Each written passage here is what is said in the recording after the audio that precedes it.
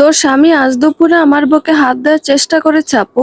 বাড়িতে কেউ না থাকলে তোর স্বামী আমার সাথে অশালীন আচরণ করতে দ্বিধাবোধ করে না। কথাটি শেষ করা মাত্র সপাটে আমার গালে থাপ্পড় মেরে বসলো আমার বড় আপু। আমার চোখ দিয়ে টপ টপ পানি গড়িয়ে পড়ছে। আমি জানতাম আমার আপু আজও এরকম একটা ভুল করবে, কারণ ও আমার থেকে ওর স্বামীকে সবচেয়ে বেশি বিশ্বাস করে। আমার স্বামী অনেক ভালো মানুষ, তুই খারাপ। স্বামীকে তো কবে খেয়ে বসে আছিস, এখন নিজের চাহিদা মিটানোর খায়েশ আমার স্বামীকে দিয়ে পূরণ করতে চাইছিস। নিজের দোষ ঢাকতে আমার স্বামীর উপর এরকম একটা অপবাদ চাপিয়ে দিতে তোর কণ্ঠস্বর কাঁপলো না? মাথা উঁচু করে আমার আপুর দিকে তাকিয়ে চোখে চোখ রেখে বললাম, আমার চাহিদার কথা বললে না? সেই চাহিদা মিটাতে তোমার স্বামীর প্রয়োজন আমার নেই, বরং তুমি হয়তো তোমার স্বামীর চাহিদা মেটাতে পারো না বলেই তোমার স্বামী বিধবা বোনের দিকে হাত বাড়িয়েছে। আজ হয়তো আমার দিকে হাত বাড়িয়েছে, অন্যদিন দেখবে অন্য মেয়ে নিয়ে তোমার সামনে ফুর্তি করবে। তুমি তাকিয়ে দেখা ছাড়া আর কিছুই করতে পারবে না। কি ভাবছিস তুলি? কারো ডাকে আমার পুরনো স্মৃতিচারণে ব্যাঘাত ঘটলো। পিছনে ঘুরে দেখি আমার ঘরে মা এসেছে। মা এগিয়ে এসে আমার সামনে দাঁড়ালেন। আমার মুখের দিকে পলকহীন চোখে তাকিয়ে বললেন, আজও কাঁদছিস? মাকে দেখে যেন আমার মন মুহূর্তে কিশোরী সুলভ হয়ে গেল।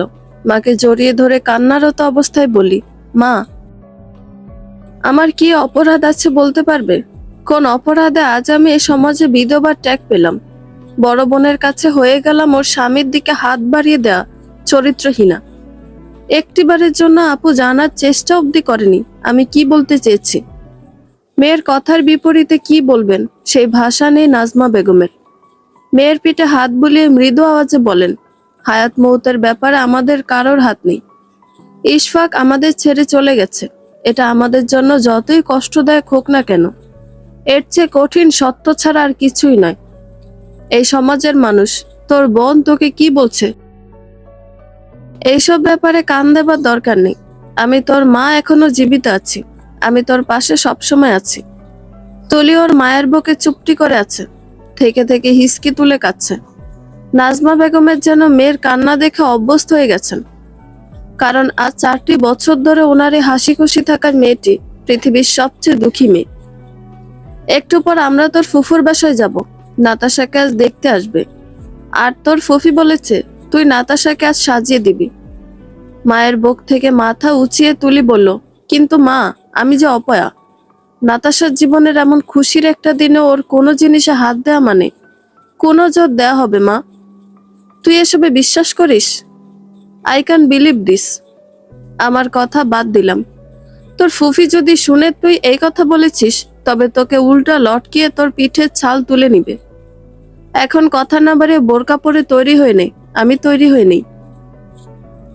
নাজমা বেগম মেয়েকে রেখে ঘর ছেড়ে বের হয়ে যাবেন। এমন সময় তুলির কথা শুনে উনি থমকে দাঁড়িয়ে পড়লেন। শিমুল ভাইয়া আছে ওই বাড়িতে? আমি জানি না শিমুল বাড়িতে আছে কি নেই। অতীত ভুলে যা তুলি, এতে তোর যেমন ভালো হবে, সাথে তোর আশপাশের মানুষেরও ভালো হবে। কথা না বাড়িয়ে তৈরি হ। নাজমা বেগম চলে গেলেন। তুলি দীর্ঘশ্বাস ছেড়ে খাট থেকে নেমে আলমারি খুলে বোরকা বের করে তৈরি হয়ে গেল। হ্যান্ডব্যাগ নিয়ে ঘর থেকে বের হয়ে আর মায়ের ঘরের দরজার সামনে যেতেই দেখলো ওর মা বের হয়ে আসছে। এরপর একসাথে বের হয়ে রিকশায় চড়ে রওনা হলো ওর ফুফির বাড়ির উদ্দেশ্যে। দুবোন মিলে পরিবারের সকল সদস্যের ছবি দেখছিলাম। হুট করে আমার চোখে পড়লো একটা ছেলে বাবুর ছবি। ন্যাপি পরা, মুখে আঙুল দিয়ে রেখেছে। চেহারার গঠন বলে দিচ্ছে এই ছবির বাবুটা আমাদের শিমুল ভাইয়া। আমি নাতাশাকে দেখাতে নাতাশা হুহা করে আমার সাথে তাল মিলিয়ে হাসতে লাগলো। এমন সময় কারো পায়ের শব্দ পেলাম আমি আর নাতাশা মাথা উঁচু করে দেখি শিমুল ভাইয়া আমাদের দিকে চোখ গরম করে তাকিয়ে আছে। আমার ঘরে কি করছিস তোরা? কি হলো, জবাব দিচ্ছিস না কেন? জোরে ধমক দিতে নাতাশা আর আমি কেঁপে উঠলাম। বাড়ির সবার ছবি দেখছিলাম, আর এই অ্যালবামটা তোমার ঘরে ছিল, তাই এখানে বসে আমরা দেখছিলাম। তুলি মাথা নিচু রেখে উত্তর দেয় শিমুলকে। কথার ফাঁকে নাতাশা এক দৌড়ে ঘর ছেড়ে বের হয়ে গিয়েছে। তুলি একা একা শিমুলের সামনে দাঁড়িয়ে ভয় পাচ্ছিল। এই, তুই আমার দিকে তাকা। মাথা নিচু করে রেখেছিস কেন? তাকা আমার দিকে। শিমুলের ফের ধমকে তুলি এবার কেঁদে ফেলল। শিমুল তুলিকে কাঁদতে দেখে হতভম্ব হয়ে গেল। তুলিকে আদর মাখা সুরে বলল, কি হয়েছে পাখিটা, কাঁদিস কেন? আমি তোকে বলেছি আমার দিকে তাকাতে, এতে কান্না করার কি আছে? তুমি জানো আমি জোর গলায় কথা বললে ভয় পাই, আর সেখানে তুমি বারবার আমার সামনে চিৎকার করে কথা বলছো। যা, সরি বললাম তোকে, আর কখনো তোর সামনে জোর গলায় কথা বলবো না। শিমুলকে কান ধরতে দেখে কিশোরী তুলি সেদিন চোখে পানি নিয়ে খিলখিলিয়ে হাসছিল। মায়ের ডাকে স্মৃতির জগৎ থেকে বের হয়ে রিক্সা থেকে নেমে পড়লাম। মা রিক্সা ভাড়া মিটিয়ে আমার পিছনে পিছনে আসছে।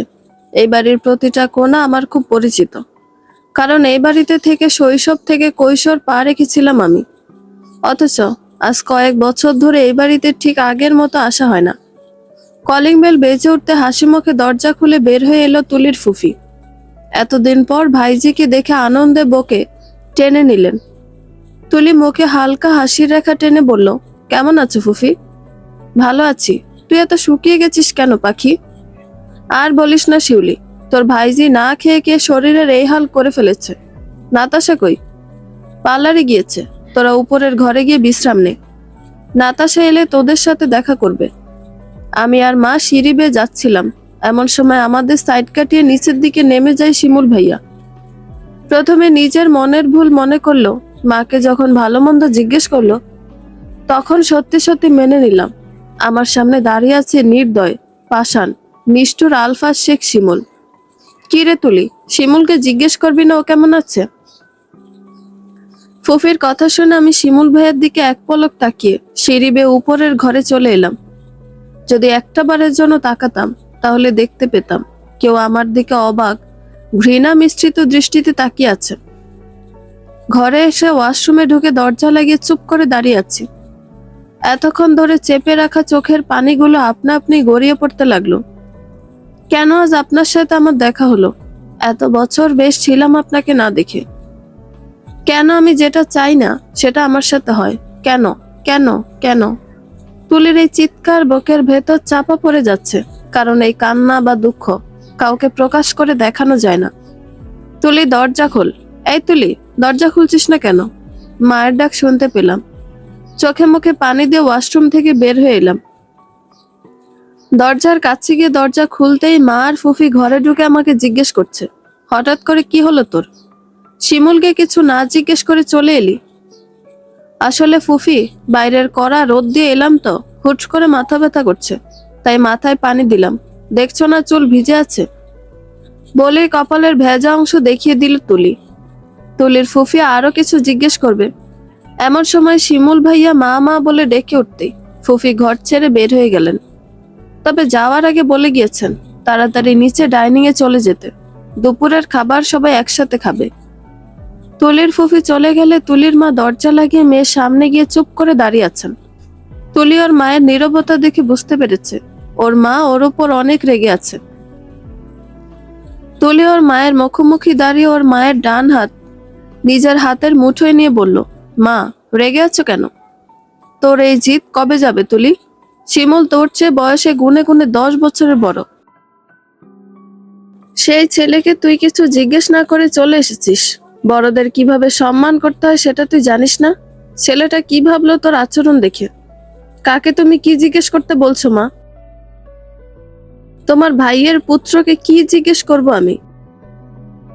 আজ 4 বছর ধরে সে কি আমার খবর নিয়েছে আমি মরে আছি নাকি বেঁচে আছি? আমি তোর এত প্রশ্নের উত্তর জানি না, শুধু এতটুকু বলবো, তুই এখনো সেই ছোট্ট তুলি নেই যে শিমুলের কাছে গিয়ে রাগ অভিমান নিয়ে দাঁড়িয়ে থাকবি আর শিমুল এসে ছোট্ট তুলির রাগ ভাঙাবে। কথাটি বলে মেয়ের হাত থেকে নিজের হাত ছাড়িয়ে ঘর থেকে চলে গেলেন। তুলি স্তব্ধ হয়ে দাঁড়িয়ে আছে। সত্যিই তো, এখন তো তুলি অনেক বড় হয়ে গিয়েছে, ওর আবার কিসের রাগ অভিমান? তুলি নিজেকে স্বাভাবিক করে নিচে ডাইনিং এ চলে গেল। গিয়ে দেখলো ডাইনিং এ একা বসে ভাত খাচ্ছে শিমুল। তুলি এক কদম পিছিয়ে যাবে এমন সময় তুলি দেখতে পায় শিমুল হেসকি তুলছে। টেবিলে পানি নেই দেখে তুলি দ্রুত কিচেন থেকে পানির জগ এনে গ্লাসে পানি ঢেলে শিমুলের দিকে এগিয়ে দিল। শিমুল চোখের সামনে পানির গ্লাস দেখতে পেয়ে কিছুটা স্বস্তির নিঃশ্বাস ফেলে গ্লাসটা হাতে নিয়ে ঢকঢক করে পানি পান করলো। শিমুল গ্লাসটা টেবিলের ওপর রেখে ধন্যবাদ শব্দটা উচ্চারণ করতে গিয়েও থেমে গেল, কারণ ওর সামনে দাঁড়িয়ে আছে তুলি। মুহূর্তের মাঝে শিমুলের কপালে শিরা ফুলে উঠল। টেবিলের ওপর থেকে খাবারের প্লেট ধাক্কা দিয়ে ফেলে দিয়ে জোর গলায় তুলিকে উদ্দেশ্য করে বলে, আমার সামনে এসে দাঁড়ানোর সাহস তোকে কে দিয়েছে? এসেছিস ভালো কথা, কিন্তু পানি কোন সাহসে দিয়েছিস? শিমুলের চিৎকারের শব্দে তুলি ভয়ে কাঁপছে। শিমুলের হুট করে এইভাবে রেগে যাওয়ার কারণ বুঝে উঠতে পারছে না তুলি। কিছুটা সাহস নিয়ে তুলি শিমুলকে বলে, কি এমন ক্ষতি করেছি তোমার, যার জন্য এরকম বিহেভ করছো আমার সাথে? পানি তো দিয়েছি তোমায়, তোমার কষ্ট হচ্ছিল দেখে দিয়েছি। তাছাড়া ফুফি এখানে থাকলে আমি কখনোই তোমার সামনে আসতাম না। বাহ, কথার জবাব দেওয়া পর্যন্ত শিখে গেছিস। তাছাড়া তোদের মতো মেয়েরা এর চেয়ে বেশি কিছু বলতেও জানে, করতেও জানে। কথাটি বলে টেবিল ছেড়ে সদর দরজা পেরিয়ে যাবার আগে তুলির প্রশ্ন শুনে থমকে দাঁড়িয়ে পড়ল শিমুল। আমার মতো বলতে তুমি কি বোঝাতে চাইছো? তুলির প্রশ্ন শুনে বিদ্রূপের হাসি দিয়ে শিমুল বলে, উত্তর দিতে আমি বাধ্য নই। তাছাড়া তোর সাথে আমার প্রশ্ন উত্তরের সম্পর্ক কবে শেষ হয়ে গিয়েছে। কথাটি বলে আর অপেক্ষা করেনি শিমুল, বের হয়ে যায় বাড়ি থেকে। শিমুলের কাছ থেকে কোনোদিন এমন কথা শুনতে হবে এ কথা কখনো মাথায় আসেনি তুলির। তুলি শিমুলের কথা শোনার পর 1 মিনিটের জন্য সেখানে দাঁড়ায়নি, দৌড়ে চলে গেল নাতাশার রুমে। এরপর 2 হাঁটুতে মাথা গুজে 2 চোখের অঝরে অশ্রু ঝরাচ্ছে। ক্লাস 8-এ পড়ার সময় স্কুলের সাংস্কৃতিক অনুষ্ঠানে গানের প্রতিযোগিতায় অংশগ্রহণ করে তুলি। যাও পাখি বলো তারে গানটি তুলির জন্য সিলেক্ট করে দেয় তুলির স্কুলের গণিত টিচার। তুলি যে গানের প্রতিযোগিতা অংশগ্রহণ করেছে এই ব্যাপারে ওর পরিবারের কেউ জানে না, কারণ তুলির বাবা নাচ গান পছন্দ করে না। নাতাশা এবং গণিত টিচারের অনেক বোঝানোর পর তুলি ওর পরিবারের আড়ালে প্রতিযোগিতায় পার্টিসিপেট করার সাহস জোগাড় করে। স্কুলে টিফিনের সময় গানের প্র্যাকটিস করতে থাকে, কারণ বাড়িতে তো আর প্র্যাকটিস করতে পারবে না। দেখতে দেখতে সাংস্কৃতিক অনুষ্ঠানের দিন ঘনিয়ে এলো। সেদিন তুলি সোনালি পাড়ের সাদা শাড়ি পরে, চোখে কাজল, ঠোঁটে হালকা লিপস্টিক, চুল খোপা করে গুজে দেয় লাল গোলাপ, কানে গলায় রোজকারের মতো খালি। প্রতিদিন নাতাশা আর তুলি একসাথে স্কুলে না গেলেও আজ একসাথে যাবে, কারণ দুজন মিলে একই রঙের শাড়ি গায়ে জড়িয়ে অনুষ্ঠানে যোগ দিবে। রিক্সার টুংটাং বেল বাজতেই তুলি বুঝে নেয় নাতাশা চলে এসেছে। ঘর থেকে বের হয়ে ওর মা এবং বড় বোনের কাছ থেকে বিদায় নিয়ে বাড়ি থেকে বের হয়ে রাস্তায় এসে দেখে রিক্সায় বসে আছে স্কুল ড্রেস পরিহিত নাতাশা। তুলি এক হাতে শাড়ির কুচি ধরে ভ্রুকুচকে এগিয়ে যায় রিক্সার দিকে। রিক্সায় বসে থাকা নাতাশার কাছে গিয়ে তুলি প্রশ্ন করে, কি রে, তুই স্কুল ড্রেসে? আমাদের দুজনের তো শাড়ি পরার কথা ছিল। শাড়ির কথা আর বলিস না পাখি, দেখ তোর পেছনে কে দাঁড়িয়ে আছে। মিনমিনিয়ে কথাগুলো বলে সুবোধ বালিকার ন্যায় চুপচাপ বসে রইল নাতাশা। তুলি বিরক্তির চাহনি নিয়ে পেছনে তাকালো, আর যাকে দেখলো এতে তুলির সকল সাহস আর বিরক্তি মুহূর্তে বিলীন হয়ে গেল, কারণ বাইকের উপরে বসে আছে শিমুল। তুলি তৎক্ষণাৎ নাতাশার দিকে ফিরে নিচু কণ্ঠে বলল, শিমুল ভাইয়া কি আমাদের সাথে স্কুল পর্যন্ত যাবে? নাতাশা রিকশায় বসা থাকা অবস্থায় নিচু হয়ে তুলির কানে কানে ফিসফিস করে বলে, স্কুলে যাবে এবং তোর গানও শুনবে, এরপর আমাদের বাড়িতে তোকে নিয়ে যাবে আমাদের সঙ্গে করে।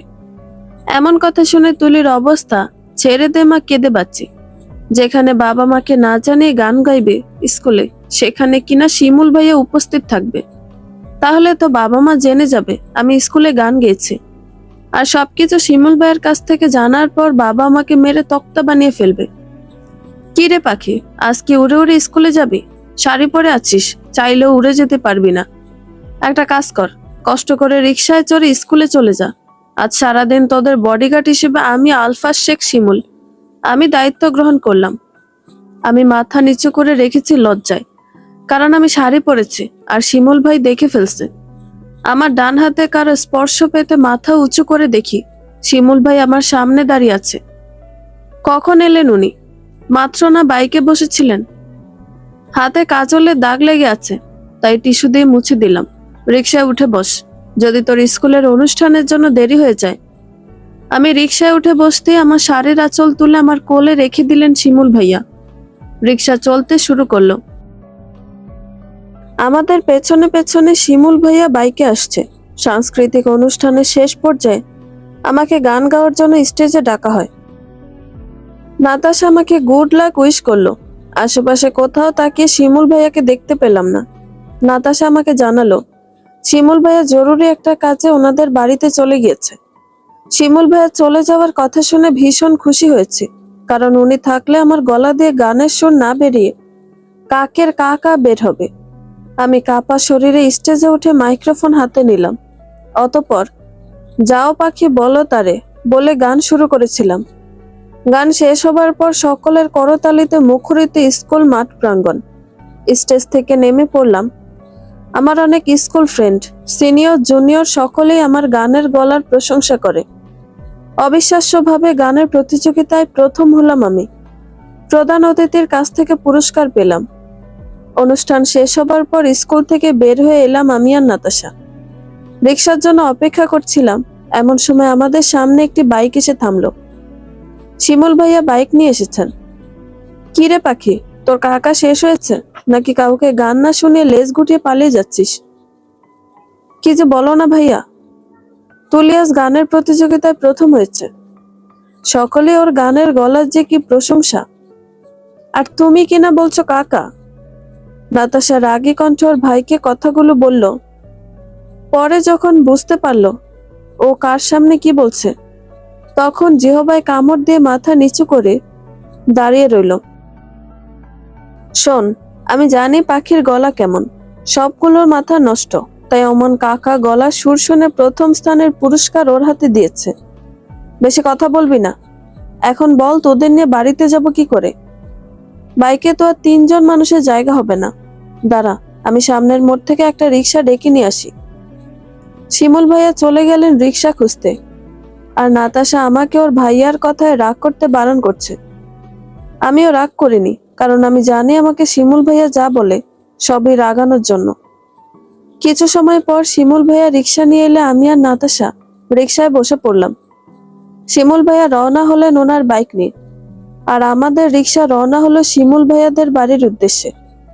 কিরে, এমন অবলায় শুয়ে আছিস কেন পাখি? চোখ বুজে অতীতের স্মৃতিগুলো যখন মনে করতে ব্যস্ত, ঠিক তখনই কারো ডাকে আমি স্মৃতির জগৎ থেকে বের হয়ে এলাম। চোখ মেলে তাকিয়ে দেখি নাতাশা আমার দিকে চিন্তিত ভঙ্গিতে তাকিয়ে আছে। ইশফাক ভাইয়ার কথা ভেবে কান্না করছিস পাখি? নাতাশার কথা শুনে আমি অবাক হয়ে গালে হাত রাখতে পানির উপস্থিতি টের পেলাম। তবে কি আমি পুরনো স্মৃতির পাতায় লেখা শব্দগুলোকে মনে করে কষ্ট পেয়েছি? যদি নাই বা পেয়ে থাকি, তবে আমার চোখে পানি এলো কেন? ইশফাককে মনে পড়ার কারণ ওর মৃত্যু হয়েছে বলে সমাজ আমাকে বিধবা বলতে পারে। ইশফাকের মৃত্যুতে যেমন ইশফাকের হাত নেই, ঠিক তেমনি ভাবে আমার নিজের গায়ে বিধবা নামক যে তকমা লেগেছে, সেটাতে আমার হাত নেই। জানালার দিকে তাকিয়ে কথাগুলো বলছে তুলি। নাতাশা সব কথা শোনার পর দীর্ঘশ্বাস ফেলা ছাড়া আর কিছুই করার নেই। চোখের পানি মুছে জানালার কাছ থেকে সরে এসে নাতাশার পাশে এসে বসলো তুলি। নাতাশার হাতের ওপর হাত রেখে তুলি বলল, সাইমনের কি খবর, আর তোদের রিলেশনশিপ? সাইমনের নামটি শোনার পর নাতাশার মুখে লজ্জার আবির্ভাব হলো। মাথা নিচু করে নাতাশা উত্তরে বলে, আজ সাইমনের পরিবার আসবে। কিভাবে যেন সাইমন ওর পরিবারকে কনভিন্স করেছে, আর আজ আমাদের বাসায় আসবে বিয়ের কথাবার্তা পাকা করতে। অথচ ভাইয়া আর মা জানে ওনারা আমাকে দেখতে আসবে। সবই বুঝলাম, কিন্তু শিমুল ভাইয়া বা ফুফি যদি রাজি না হয়? চিন্তিত মুখে কথাটি বলল তুলি। রাজি না হয়ে উপায় নেই, কারণ সাইমন ছেলেটা এমন, যাকে দেখলে রিজেক্ট করার কোনো কারণ নেই। দোয়া করি তুই সাইমনের সাথে সুখে থাক। তুই তো সেজেগুজে পার্লার থেকে এলি, আর মা আমাকে এখানে কি বলে নিয়ে এসেছে জানিস? বলেছে তোর ফুফি তোকে বলেছে নাতাশাকে সাজিয়ে দিতে। এখন বল তো কেমন লাগে? মামি জানে তোকে কিভাবে রাজি করাতে হয়। আমাকে না হয় না সাজিয়ে দিবি, কিন্তু তুই তো সাজতে পারিস। নাতাশার কাছ থেকে এমন কথা তুলি হয়তো আশা করেনি। অবাক মিশ্রিত চাহনিতে তাকিয়ে তুলি নাতাশাকে বলে, আমার সাজ কার জন্য নাতাশা? যার জন্য আমার সাজ সেই তো নেই। এখন আমার রূপ কেউ দেখবে না, বরং এই সাজে আমাকে কেউ দেখলে বাঁকা নজরে দেখবে। আমি যেভাবে আছি বেশ আছি। তুই ঠিক নেই তুলি। তোর বয়স কত হয়েছে? এইভাবে সাদা শাড়ি পরে তুই কাকে কি বোঝাতে চাইছিস? এই সমাজকে তুই বোঝাতে চাইছিস যে তুই বৈধব্য গ্রহণ করেছিস? আমি কাউকে কিছুই বোঝাতে চাই না। ইশফাকের নামে সাদা শাড়ি আমার কাছে আশীর্বাদ স্বরূপ। এই একটা মানুষকে যতটা সম্মান করা যায় ততটাই কম হবে। আমার শরীরের কমতি মেনে নিয়ে আমাকে তার স্ত্রী হিসেবে গ্রহণ করেছিল, কিন্তু সেই মানুষটার স্ত্রী হিসেবে আমি এক রাতের জন্য থাকতে পারিনি। সেই মানুষটার কি অপরাধ ছিল আর আমার কি অপরাধ ছিল বলতে পারবি নাতাশা? নাতাশা কি উত্তর দিবে জানে না, তবুও তুলিকে সান্ত্বনা দেওয়ার জন্য তুলি 2 হাত ধরে বলল, জন্ম যেদিন হয় মৃত্যু সেদিন থেকে তাড়া দিতে থাকে। হয়তো আজ নয়তো কাল, কিন্তু মৃত্যু একদিন আসবে। ইশফাক ভাইয়ার জন্য এখন দোয়া ছাড়া আর কিছুই করতে পারবি না। আর রইল তোর কথা, তুই এতটা বড় হয়ে যাসনি, বুঝলি? এই সাদা কাপড় পরা বাদ দে, সামনের দিকে অগ্রসর হ। এখন চল, সুন্দর দেখে একটা 3 পিস পরে নে। আমি জানি এখন তুই বলবি, তাই বলছি সাজগোজের দরকার, শুধু 3 পিস পরে নে। তুলে নাতাশার কথা হার মেনে নিয়ে রাজি হলো, কারণ আজ নাতাশার অনেক গুরুত্বপূর্ণ একটা দিন। মেয়েটাকে বারণ করে দিলে মন খারাপ করে বসে থাকবে। সন্ধ্যার কিছু সময় পর সাইমনের পরিবার চলে আসে। ওনারা এসে তাগাদা দিচ্ছেন নাতাশাকে দেখার জন্য। তুলির ফুফি নাতাশার ঘরে গিয়ে তুলিকে উদ্দেশ্য করে বলেন, তুলি, নাতাশাকে নিয়ে আয় তো। নাতাশা মাথার ঘুমটাটা আরেকটু বড় করে দে। কথাটি বলে আবারও তাড়াহুড়ো করে চলে গেলেন। নাতাশার ঘুমটা বড় করে দিল। তুলি এসে নাতাশার হাত ধরে নিচের ড্রয়িং রুমে নিয়ে যাচ্ছে। তুলি নাতাশাকে সাইমনের মায়ের পাশে বসিয়ে দিয়ে কিচেনে চলে গেল। এদিকে নাতাশাকে দেখে সাইমনের বাবা মা ভাইয়ের বউ পছন্দ করে। ওনারা বিয়ের পাকা কথা বলতেই নাতাশার বাবা জানায়, মাশাআল্লাহ, ছেলে আমাদের পছন্দ হয়েছে, কারণ সাইমন ব্যক্তিগতভাবে আমার পরিচিত। বিয়ের পাকা কথা যেহেতু আজই বলতে চাইছেন, তাহলে আমি বলবো আগামী শুক্রবার বিয়ের দিন ধার্য করতে, কারণ আমার একমাত্র ছেলে এবং নাতাশার বড় ভাই শিমুল 15 দিন পর আবারও ডিউটিতে যোগ দিতে বান্দরবান চলে যাবে। আলহামদুলিল্লাহ, তাহলে আগামী শুক্রবার বিয়ের দিন ধার্য করা হলো। সাইমনের পরিবার চলে গেল। নাতাশা ওর ঘরে গিয়ে বসে আছে। লজ্জায় নিজের বাবা মায়ের সামনে যেতে ইচ্ছে করছে না। মেহমানরা চলে যাবার পর থেকে তুলি ওর মা আর ফুফির সাথে কাজে সাহায্য করছে। কাজ শেষ হতেই সবাই একসাথে খেতে বসলো। তুলি আর নাতাশা পাশাপাশি চেয়ারে বসে খাবার খাচ্ছে। নাতাশার বাবা খাবার খেয়ে সে কখন ঘরে চলে গিয়েছে। তুলির মা আর ফুফি আরো পরে খাবেন বলে জানিয়েছে। নাতাশা তুলি রাতের খাবার শেষ করে ঘরে চলে গিয়েছে। সকালে বেশ কাজ আছে, কারণ বিয়ের আর মাত্র 5 দিন বাকি। রাত তখন বেশ গভীর। ব্যস্ততম শহরের মানুষেরা বুঝে ক্লান্ত হয়ে ঘুমিয়ে পড়েছে। ঘুম নেই তুলির চোখে। 2 চোখ বুঝলে মনে পড়ে যায় কারো আকুতি ভরা টলটলে কৃষ্ণাভ আঁখি। বেঁচে থাকার আকুলতা ছিল সেই দৃষ্টিতে। কিন্তু উপরওয়ালা তো অন্য কিছু ভেবে রেখেছিলেন, তাই তো সবাইকে ছেড়ে চলে গেলেন না ফেরার দেশে। তুলি ধীর পায়ে খাট থেকে নেমে দরজা খুলে বের হয়ে ছাদের উদ্দেশ্যে যাওয়ার জন্য হাঁটতে লাগলো। ছাদে প্রবেশ করার পর চাঁদের এক ফালি কিরণ তুলির পুরো শরীরকে ছুঁয়ে দিচ্ছে। আকাশে আজ পূর্ণ চাঁদের দেখা মিলেছে। সেই চাঁদের আলোয় পরিপূর্ণ হয়ে আছে পুরো চট্টগ্রাম শহর। তুলি হাঁটতে হাঁটতে ছাদের রেলিং এর পাশে গিয়ে দাঁড়ালো। এরপর মাথা উঁচু করে আকাশের চাঁদের দিকে তাকিয়ে বলছে, আচ্ছা চাঁদ মামা, লোকে বলে তোমার গায়ে নাকি কলঙ্ক আছে। তুমি যদি আমাদের মামা হও, তবে তো তুমি পুরুষ। তাহলে কি এই পৃথিবীতে পুরুষেরও কলঙ্ক আছে? নাকি এই সমাজের মিথ্যা কল্পকথাকে বিশ্বাস করা ঠিক হবে না? কি হলো, উত্তর দাও। চাঁদ মামা তোকে উত্তর দিবে কেন? সে কি তোর বেতনভুক্ত কর্মচারী? আর এত বড় মেয়ে হয়ে চাঁদ মামার সাথে কথা বলিস, লজ্জা করে না? এত রাতে ছাদে পুরুষ কণ্ঠ শুনে ভয়ে তুলির হাত পা কাঁপছে। এই রাতে ছাদে তেনারা ছাড়া আর কে বা কথা বলবে? তুলি ভয়ে ভয়ে পিছনে ঘুরে তাকাতেই নিজে থেকে 4 ইঞ্চি দূরত্বে একজন পুরুষের অবয়ব দেখতে পেয়ে ভয়ে যেই না তুলি চিৎকার দিতে যাবে, অমনি তুলির মুখ চেপে ধরল শিমুল। আরে আমি তোর শিমুল ভাইয়া। এত রাতে তোর চিৎকার শুনলে লোকে কি ভাববে? তুলি যখন বুঝতে পারলো ওর সামনে দাঁড়ানো পুরুষটি শিমুল, তখন জোর করে নিজের মুখের উপর থেকে শিমুলের হাত সরিয়ে দিল। শিমুলকে পাশ কাটিয়ে হেঁটে ছাদ থেকে নেমে যাবার সিদ্ধান্ত নেয় তুলি। শিমুলকে পাশ কাটিয়ে 2 কদম এগিয়ে যাবার পর তুলির হাতে টান পড়ে। তুলি চোখ বন্ধ করে থমকে দাঁড়িয়ে পড়ে। পেছনে না তাকিয়ে নিজের হাত ছাড়িয়ে নেবার চেষ্টা করতে থাকে, কিন্তু পারছে না। আমার হাত ধরে রেখেছেন কেন? আমি যদি জানতাম আপনি ছাদে ছিলেন, তবে আমি কখনোই ছাদে আসতাম না। কেন? আমি কি তোকে কখনো বলেছি যে আমি যেখানে থাকবো তুই সেখানে থাকতে পারবি না? তুলির হাত ছেড়ে দিয়ে ছাদের রেলিং এর কাছে গিয়ে দাঁড়িয়ে প্রশ্ন করলো শিমুল। তুলি মেয়েকে হাসি দিয়ে শিমুলকে বলে, এই কথাটা আমিও ভাবছি, কিন্তু আজ দুপুরের ঘটনার পরও কি তোমার মনে হয় শিমুল ভাইয়া আমাদের মাঝে সে আগের মতো স্বাভাবিক সম্পর্কটা আছে? দুপুরের কথা যেহেতু টানছিস, তাহলে একটি কথা না বলে থাকতে পারছি না। তোকে আমি কেন যেন সহ্য করতে পারি না, কিন্তু তোকে যে এইটুকু থেকে অনেক বড় হতে দেখেছি, তাই তোকে চোখের সামনে দেখলে সহ্য করে নিতে হয়। আমার মস্তিষ্ক তোকে ঘৃণা করতে চায়, কিন্তু আমার মন বলে তুলিকে শুধু শুধু ঘৃণা করে কি লাভ?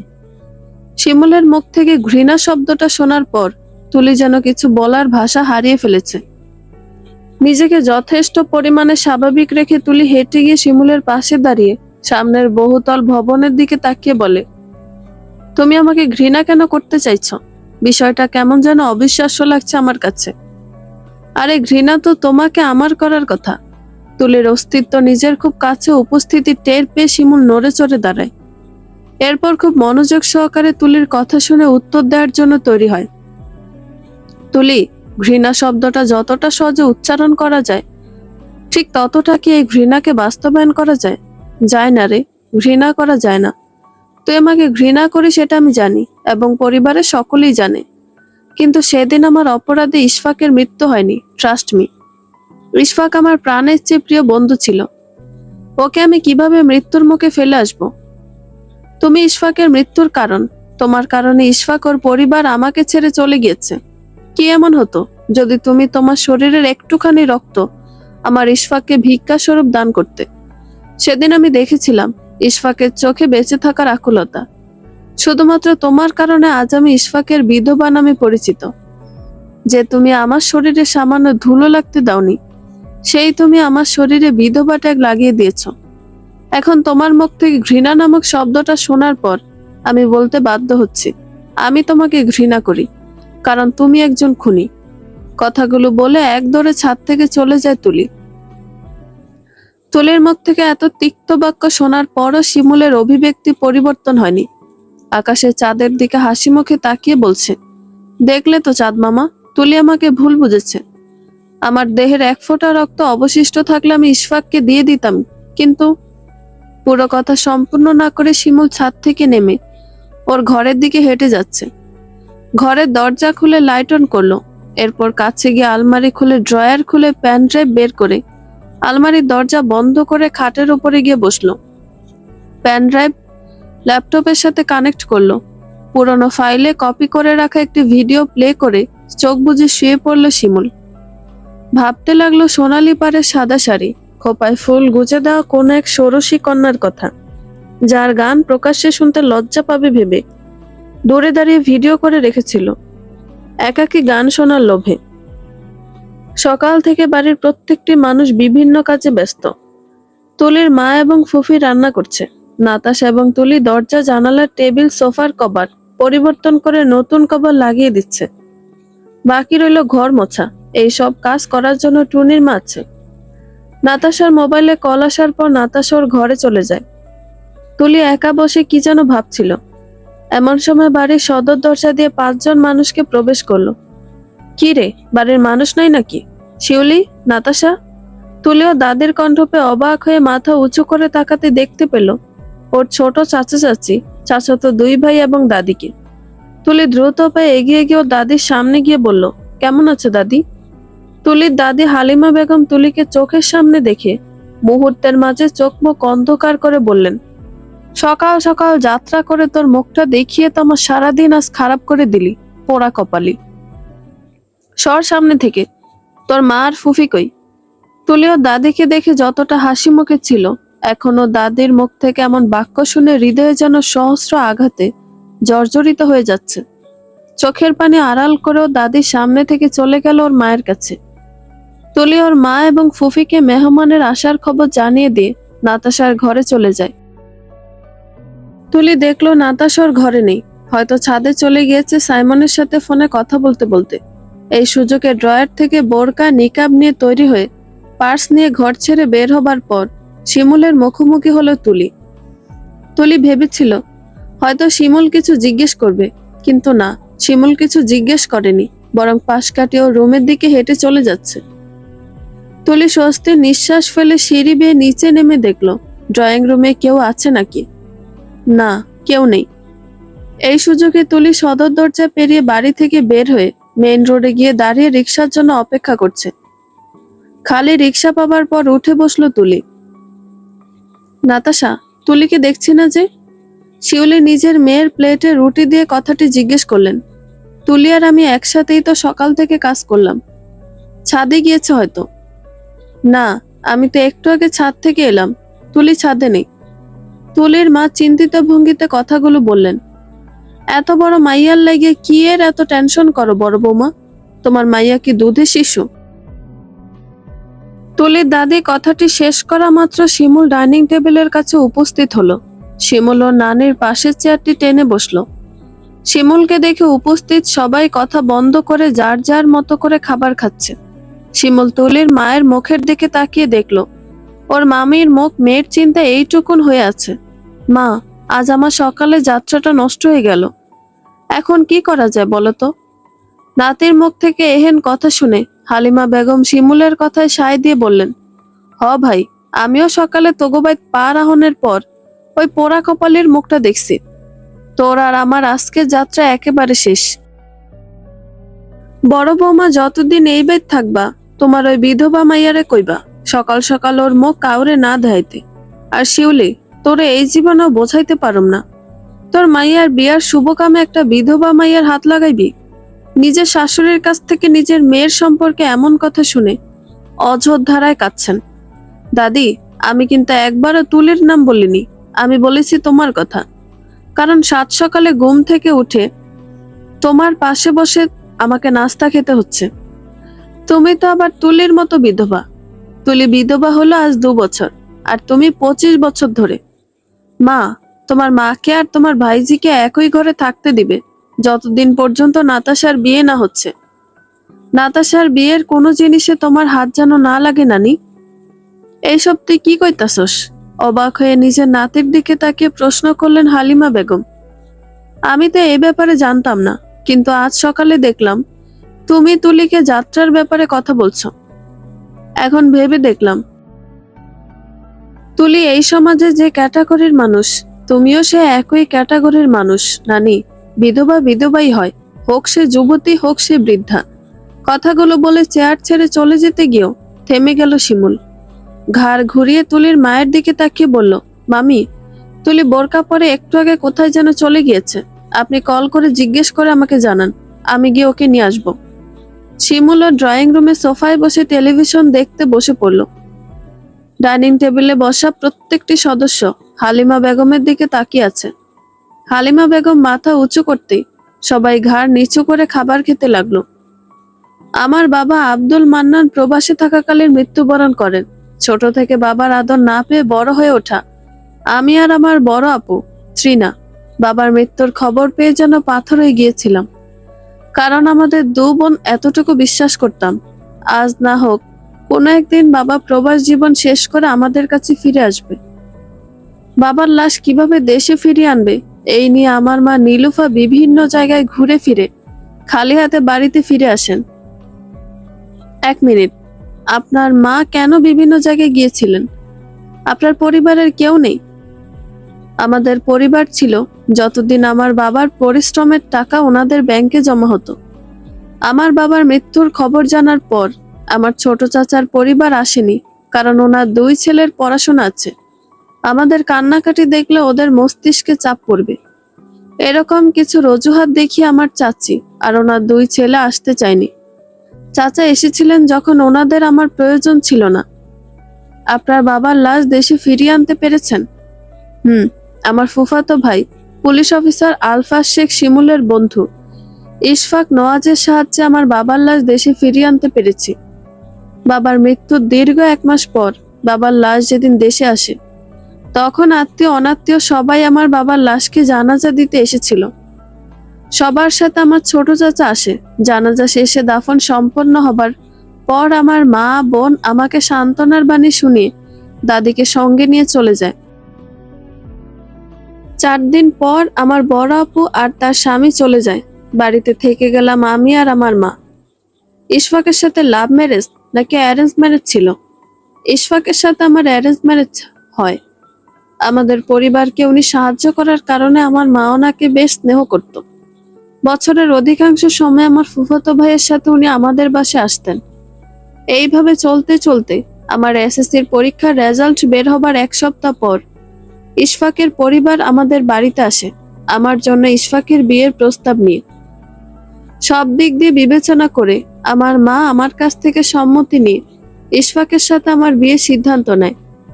ধুমধাম আয়োজন আমাদের বিয়ে সম্পন্ন হয়। বিয়ের আনুষ্ঠানিকতা শেষ হবার পর বরযাত্রীবাহী গাড়ি রওনা হয় আমার শ্বশুরবাড়ির উদ্দেশ্যে। কিন্তু বরযাত্রীর গাড়ি আমার শ্বশুর বাড়িতে পৌঁছায়নি, কারণ রাস্তায় মালবাহী ট্রাক সামনের দিক থেকে এসে আমাদের গাড়িকে ধাক্কা দিলে গাড়ি নিয়ন্ত্রণ হারিয়ে পাশের খাদে পড়ে যায়। এরপরের ঘটনা আমার জানা নেই। হুঁশ আসার পর নিজেকে হসপিটালের বেডে আবিষ্কার করি। অ্যাক্সিডেন্টে আমার ডান হাত ভেঙে যায়। আমার মা আর বড় আপুকে আমার বেডের পাশে দাঁড়িয়ে অঝরে কাঁদতে দেখেছি আমার জন্য। কিন্তু সেদিন আমি নিজের থেকে ইশফাকের জন্য বেশি চিন্তা হয়েছিল। ইশফাকের খবর জানতে চাইলে মা বলে ইশফাকের মাথা ফেটে যাবার কারণে প্রচুর রক্তক্ষরণ হবার কারণে 2 ব্যাগ রক্তের প্রয়োজন, কিন্তু এবি পজিটিভ ব্লাডের ডোনার কোথাও খুঁজে পাওয়া যাচ্ছে না। হুট করে আমার মনে পড়ে গেল আমার ফুফাতো ভাই শিমুলের ব্লাড গ্রুপ এবি পজিটিভ। আমি মায়ের কাছে মোবাইল নিয়ে কল করলাম শিমুল ভাইয়ের কাছে, কিন্তু উনি রিসিভ করেনি। 1 ঘন্টা লাগাতার কল করার পরও যখন শিমুল কল রিসিভ করলো না, তখন হাল ছেড়ে দিয়ে মায়ের মুখের দিকে তাকিয়ে রইলাম। এমন সময় আমার বড় আপু স্বামী এসে আমাকে বললেন, তুলি, ইশফাক আমাদের সবাইকে ছেড়ে এই পৃথিবী থেকে বিদায় জানিয়ে চলে গিয়েছে। ইশফাকের বোন, ইশফাক, গাড়ির ড্রাইভার কেউই বাঁচেনি। ভাগ্যের জোরে আমি বেঁচে আছি। সেই ঘটনার 1 সপ্তাহ পর ইশফাকের বাবা মারা যায় হসপিটালে চিকিৎসাধীন অবস্থায়। কথাগুলো শেষ করে সামনের টেবিলে রাখা 1 গ্লাস পানি ঢকঢক করে পান করলো তুলি। শিমুলের ব্যাপারটা কেমন খটকা লাগছে তুলি। ও তো এমন ছেলে নয় যে কারো বিপদ শুনেছে আরো হাত গুটিয়ে বসে আছে। আজকের দিনে চাকরির বাজারে এসএসসি সার্টিফিকেটে চাকরি পাওয়া যায় না তুলি।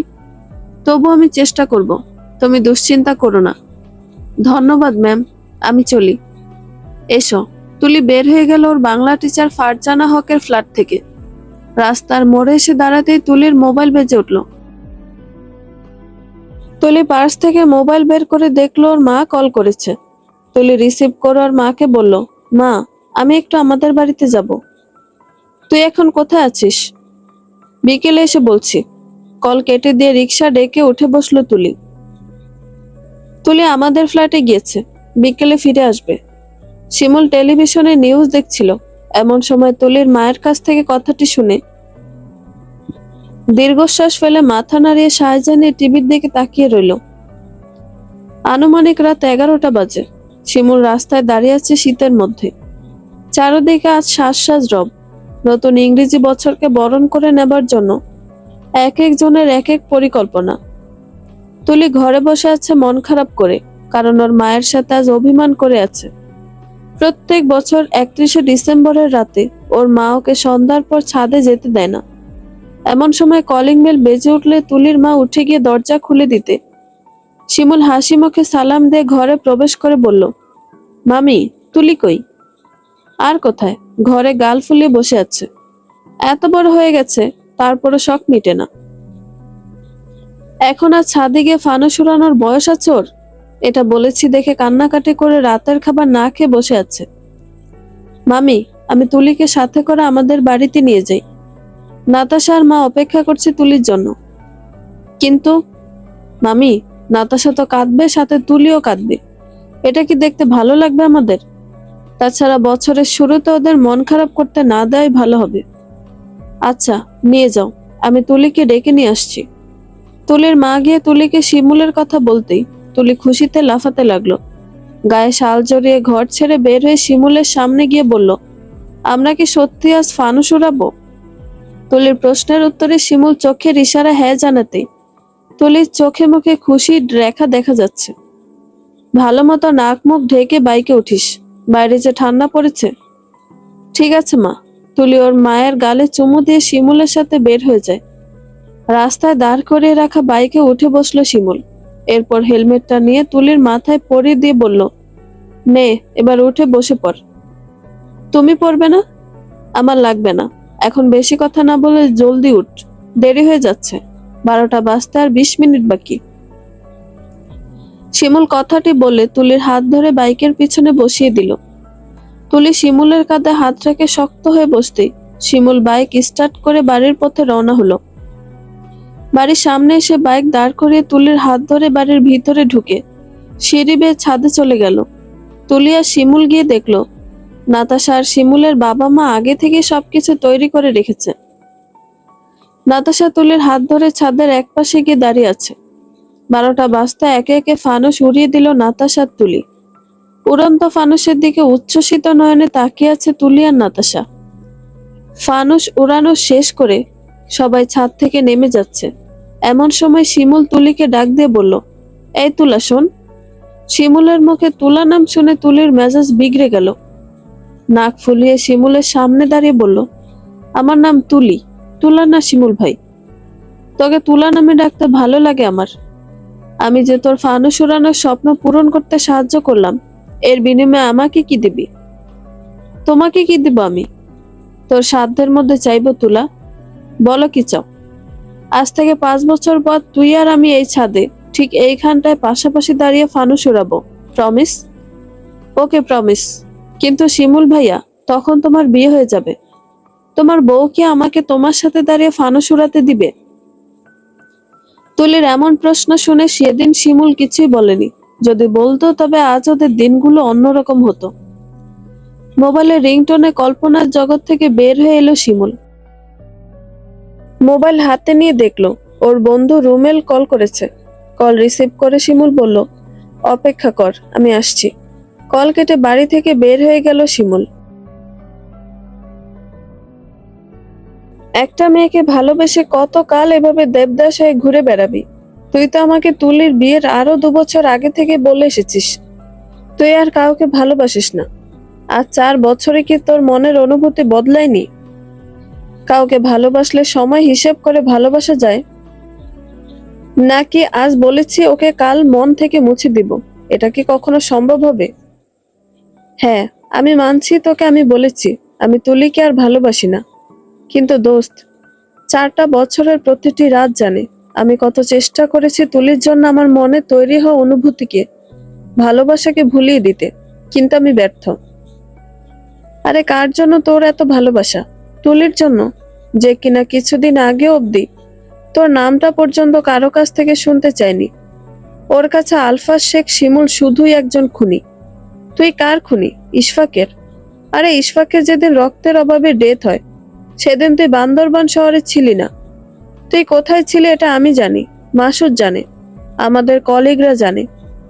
তোকে এত কিছু বলার পরও তুই কিভাবে আমার সামনে দাঁড়িয়ে বলছিস তুই এখনো তুলিকে ভালোবাসিস? দেখ শাকিল, আমি তোর প্রশ্নের উত্তর দিতে বাধ্য নই। আর রইল তুলিকে ভালোবাসার কথা, এটা আমার মনে সুপ্ত জায়গায় লুকায়িত ভালোবাসা। আমি চাইলে ভালোবাসা তুলি দেখবে, নয়তো কখনো জানবেও না। আমি যবে থেকে তুলিকে ভালোবাসছি তবে থেকে নিজের কাছ থেকে তুলির কাছে নিজের অনুভূতিকে লুকিয়ে রাখছি।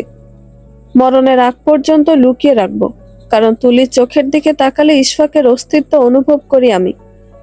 আমি তো কোনোদিন তুলির এতটা কাছের মানুষ ছিলাম না। যদি থাকতাম তবে আমার দেয়া এই আংটিটা হলে ওর কাছে থাকতো। কিন্তু হাতের তালুতে রাখা আংটির দিকে পলকহীন চোখে তাকিয়ে কথাগুলো বলে চুপ করে আছে শিমুল। শাওন বন্ধুর হাতের দিকে তাকিয়ে আছে। এই আংটিটা অনেক চেনা তার, কারণ এই আংটিটা কেনার জন্য তার বন্ধু টিউশনি করিয়ে টাকা জমিয়ে এই আংটিটা কিনেছিল তুলির জন্য। থাক সেসব কথা, এখন বল তোর কি অবস্থা? তোর মা কেমন আছে? শিমুলের প্রশ্ন শুনে শাওনের ধ্যান ভঙ্গ হলো। তোদের ছেড়ে সিলেটে থাকছি, এটাই অনেক খারাপ আমার জন্য, কিন্তু কেউ একজনের জন্য আগের মতো এতটা খারাপ লাগে না, বুঝলি? কেউ একজন বলতে ভাবি? ভাবি না, হবু ভাবি। আগামী মাসের 3 তারিখে বিয়ে আমাদের। আজ তো মাসের 20 তারিখ, তার মানে হাতে বাকি আছে 13 দিন। সময় খুবই কম, তাই আগে থেকে তোদের সাথে দেখা করে ওয়েডিং কার্ড দিয়ে যাচ্ছি, কারণ তোদের মোবাইলে দাওয়াত দিলে পাত্তা পাওয়া যাবে না। প্লিজ দোস্ত, চলে আসিস সিলেটে, আমার বিয়েতে অ্যাটেন্ড করতে পারবি, আবার চা বাগানের শহরকে নিজ চোখে দেখে আসতে পারবি। আচ্ছা যাব, আজ চলি, তুই সময় মতো চলে আসিস আগামীকাল আমাদের বাড়িতে। আসবো মানে? দাওয়াত না দিলেও চলে আসতাম। বিয়ে বাড়ি মানে সুন্দর সুন্দর মেয়ে, বিয়ে হয়ে গেলে আর এমন সুযোগ আসবে না। তাই নাতাশার বিয়ের উসিলায় হোক, ব্যাচেলর লাইফের শেষ বিয়েতে একটু আনন্দ করা যাবে। শাওনের থেকে বিদায় নিয়ে চায়ের দোকান থেকে বের হলো শিমুল, এরপর বাইক নিয়ে রওনা হলো বাড়ির পথে। ড্রয়িং রুমে বসে আছে নাতাশার বাবা মা, নাতাশা, দাদি, তুলির মা নীলুফা, ওর ছোট চাচা চাচি এবং ওনাদের 2 ছেলে। আলোচনা চলছে নাতাশার বিয়েতে কার কোন দায়িত্ব। যেহেতু সময় খুব কম, তাই কনভেনশন সেন্টার এত কম সময়ে বুকিং দেওয়া যাবে না। তাই হলুদের অনুষ্ঠান ছাদে, বিয়ে গার্ডেন এরিয়ায়। শিমুলকে দেখছি না যে? শিমুলের বাবা প্রশ্ন করলেন শিমুলের মাকে। সকালে নাস্তা খেয়ে যে বের হয়েছে, এখনো বাড়িতে ফিরে আসেনি। ছেলেটা আমার কেমন যেন হয়ে গেছে, চেহারায় কোনো উৎফুল্লতা নেই, যা আছে শুধুই গম্ভীরতা। মন খারাপের সুরে কথাগুলো বলে উঠল শিউলি। মেয়ের মন খারাপ দেখে হালিমা বেগম চট করে নিজের মেয়ের জামাইকে বললেন, বাবা, বলছিলাম কি, শিমুলের তো বিয়ের বয়স কম হলো না, 32 বছরের তাগড়া যুবক এখন। ভালো একটা মাইয়া দেখে ওরে শাদি করে দাও, দেখবা এখনকার মতো আর থাকবো না। আম্মা, আপনার নাতিকে অনেকবার ওর মা বিয়ের কথা বলেছে, কিন্তু শিমুলের সামনে বিয়ে শব্দটা উচ্চারণ করা যায় না। এত বড় ছেলে আমাদের, পুলিশ ডিপার্টমেন্টে চাকরি করছে, আমাদের কাছে প্রতিদিন ভালো ভালো পরিবার থেকে বিয়ের প্রস্তাব আসে শিমুলের জন্য, কিন্তু যার জন্য আসে সে যদি রাজি না হয়, এতে আমাদের কি বা করার আছে? দুলা ভাই, মেয়ে ঘড়ি তো কোনো ব্যাপার নেই তো? শিমুলের ছোট মামা দুলালের কথায় উপস্থিত সকলের টনক নড়ে। যদি শিমুলের কোনো প্রেম থাকতো, তবে ও সবার আগে তৃণাকে বলতো, কিন্তু কই, আজ পর্যন্ত তৃণার কাছ থেকে এমন কোনো কথা শুনিনি। আচ্ছা ভাবি, তৃণা কবে আসবে? ননদের মুখ থেকে বড় মেয়ে তৃণার কথা শুনে নীলুফা বললেন, ও হলুদের অনুষ্ঠানের দিন আসবে। ওর স্বামী খুব বেশি ছুটি পায়নি, তাই হলুদ এবং বিয়ের অনুষ্ঠান অ্যাটেন্ড করে চলে যাবে। কি নিয়ে তো আলাপ করছো তোমরা? প্যান্টের পকেটে 2 হাত রেখে ড্রয়িং রুমের সোফায় গিয়ে বসে পড়ল শিমুল। তোকে নিয়ে আলাপ করছিলাম। তুই বললে শাদি করতে চাস না, তোর আব্বাই কইল। হালিমা বেগমের কাছ থেকে বিয়ের কথা শুনে শিমুল ওর বাবার মুখের দিকে এক পলক তাকিয়ে আবার ওর নানির মুখের দিকে তাকিয়ে বলে, বিয়ে করলে কি হবে? চাকরি করছি, খাচ্ছি, ঘুরছি, এই তো বেশ চলছে জীবন। কিন্তু তোর মার দেখাশোনা করবার লাইগে তো একজন দরকার। তুই বিয়া করলে তোর বউ তোর মায়েরে খেদমত করতো, তোর সেবা যত্ন করব। কেন শাদি করতে মানা করস ভাই? মা, তুমি কি চাও আমি নাতাশার বিয়েতে অ্যাটেন্ড না করি? শান্ত কণ্ঠে কথাটি বলে শিমুল ওর মায়ের মুখের দিকে তাকিয়ে আছে, উত্তরের অপেক্ষায়। হ্যাঁ হ্যাঁ চাই। মা প্লিজ, বিয়ের কথা বাদ দাও। শিমুলের যেদিন মন চাইবে ও সেদিন বলবে আমাদের। বাবা, তুই কোথাও যাস না, তোর বোনটার মন খারাপ হয়ে যাবে। ওকে, যাব না, আমি এখন ঘুমাবো, সো রাতে কেউ গিয়ে আমার ঘরের দরজায় নক করবে না। কথাটি বলে শিমুল সিঁড়ি বেয়ে উপরের দিকে যাচ্ছিল। এমন সময় নীলুফা শিমুলকে উদ্দেশ্য করে বললেন, শিমুল, তুলিকে নিতে যাওনি কেন? শিমুল থমকে দাঁড়িয়ে পড়ল। আসলেই তো, তুলির কথা ওর স্মরণে এলো না কি করে? সিঁড়ি থেকে নিচে নেমে শিমুল ওর মামির সামনে দাঁড়িয়ে জিজ্ঞেস করে, তুলি আসেনি? না আসেনি, আমি তো ভেবেছি তুমি নিয়ে আসবে, তাই আর কল করিনি। তুলিকে ফিরে আসার কথাও বলিনি। চিন্তিত সুরে কথাগুলো বলে উঠল নীলুফা। শিমুল থুতনিতে হাত রেখে চিন্তিত ভঙ্গিতে নাতাশা এবং ওর ছোট চাচার দুই ছেলেকে উদ্দেশ্য করে বলল, এই তোরা যাবি ওই বাড়িতে? ইয়েস। সত্যিই যাবে শিমুল ভাইয়া? হ্যাঁ যাব। তাহলে তোরা বাইরে গিয়ে অপেক্ষা কর, আমি আসছি। নাতাশা একবার ওর ঘরে গিয়ে বোরকা পরে এসে আদিব রাদিবের সাথে বাইরে দাঁড়িয়ে শিমুলের জন্য অপেক্ষা করছে। তুলিরে আনতে যাবি ভালো কথা, কিন্তু এতজন যাইতেছস? শিমুলকে এই প্রশ্নটা করলেন হালিমা বেগম। শিমুল হাসি মুখে তাকিয়ে বলল, আজ 2 বছর পর বড় মামিদের বাড়িতে যাব, তাই আমরা সব ভাই বোন মিলে সেখানে সারা রাত পার্টি করে সকালে ফিরে আসব। মামি, আপনার কোনো প্রশ্ন আছে? না বাবা, তোমাদের বাড়ি, যখন ইচ্ছা হবে তখনই যাবে। কিন্তু খাবার দাবার? রেস্টুরেন্ট থেকে খাবার কিনে নিয়ে যাব। মা, আমি চলি। শিমুল বাড়ি থেকে বের হয়ে দেখলো আদিব আর রাদীপ মিলে সিনজি ঠিক করে ফেলেছে। শিমুল মুচকি এসে সিনজিতে উঠে বসলো। গভীর ঘুমে আচ্ছন্ন তুলি। ঘুমের ঘোরে তুলির মনে হচ্ছে কেউ ওর মাথায় হাত বুলিয়ে দিচ্ছে। তুলি চোখ বন্ধ রেখে মাথার ওপর হাত বুলিয়ে দেওয়া সেই মালিকটার হাত স্পর্শ করতে চাইলো, কিন্তু পারছে না। চট করে চোখ মেলে তাকিয়ে দেখলো অন্ধকারে রুমটিতে ও ছাড়া আর দ্বিতীয় কোনো প্রাণী নেই। কিছুটা ভয় পাচ্ছে তুলি, তবুও মনে সাহস বজায় রেখে বিছানা থেকে নেমে লাইটের সুইচ অন করলো। পুরো ঘর আলোকিত হয়ে গেল। তুলি খুব ভালো করে তাকিয়ে দেখলো ঘরে আর কেউই নেই এবং জানালা বন্ধ। হঠাৎ করে কলিং বেল বেজে উঠল। তুলি আতঙ্কে লাফিয়ে উঠল। এত রাতে কে আসবে ওদের ফ্ল্যাটে? আরো একবার কলিং বেল বাজতেই তুলি দরজা খোলার সিদ্ধান্ত নিল। শরীরে খুব ভালো করে ওড়না জড়িয়ে ড্রয়িং রুম পেরিয়ে দরজা খুলে দিল। সারপ্রাইজ! তুলি দেখলো দরজার ওপারে হাসি মুখে দাঁড়িয়ে আছে আদিব, রাদীপ, নাতাশা।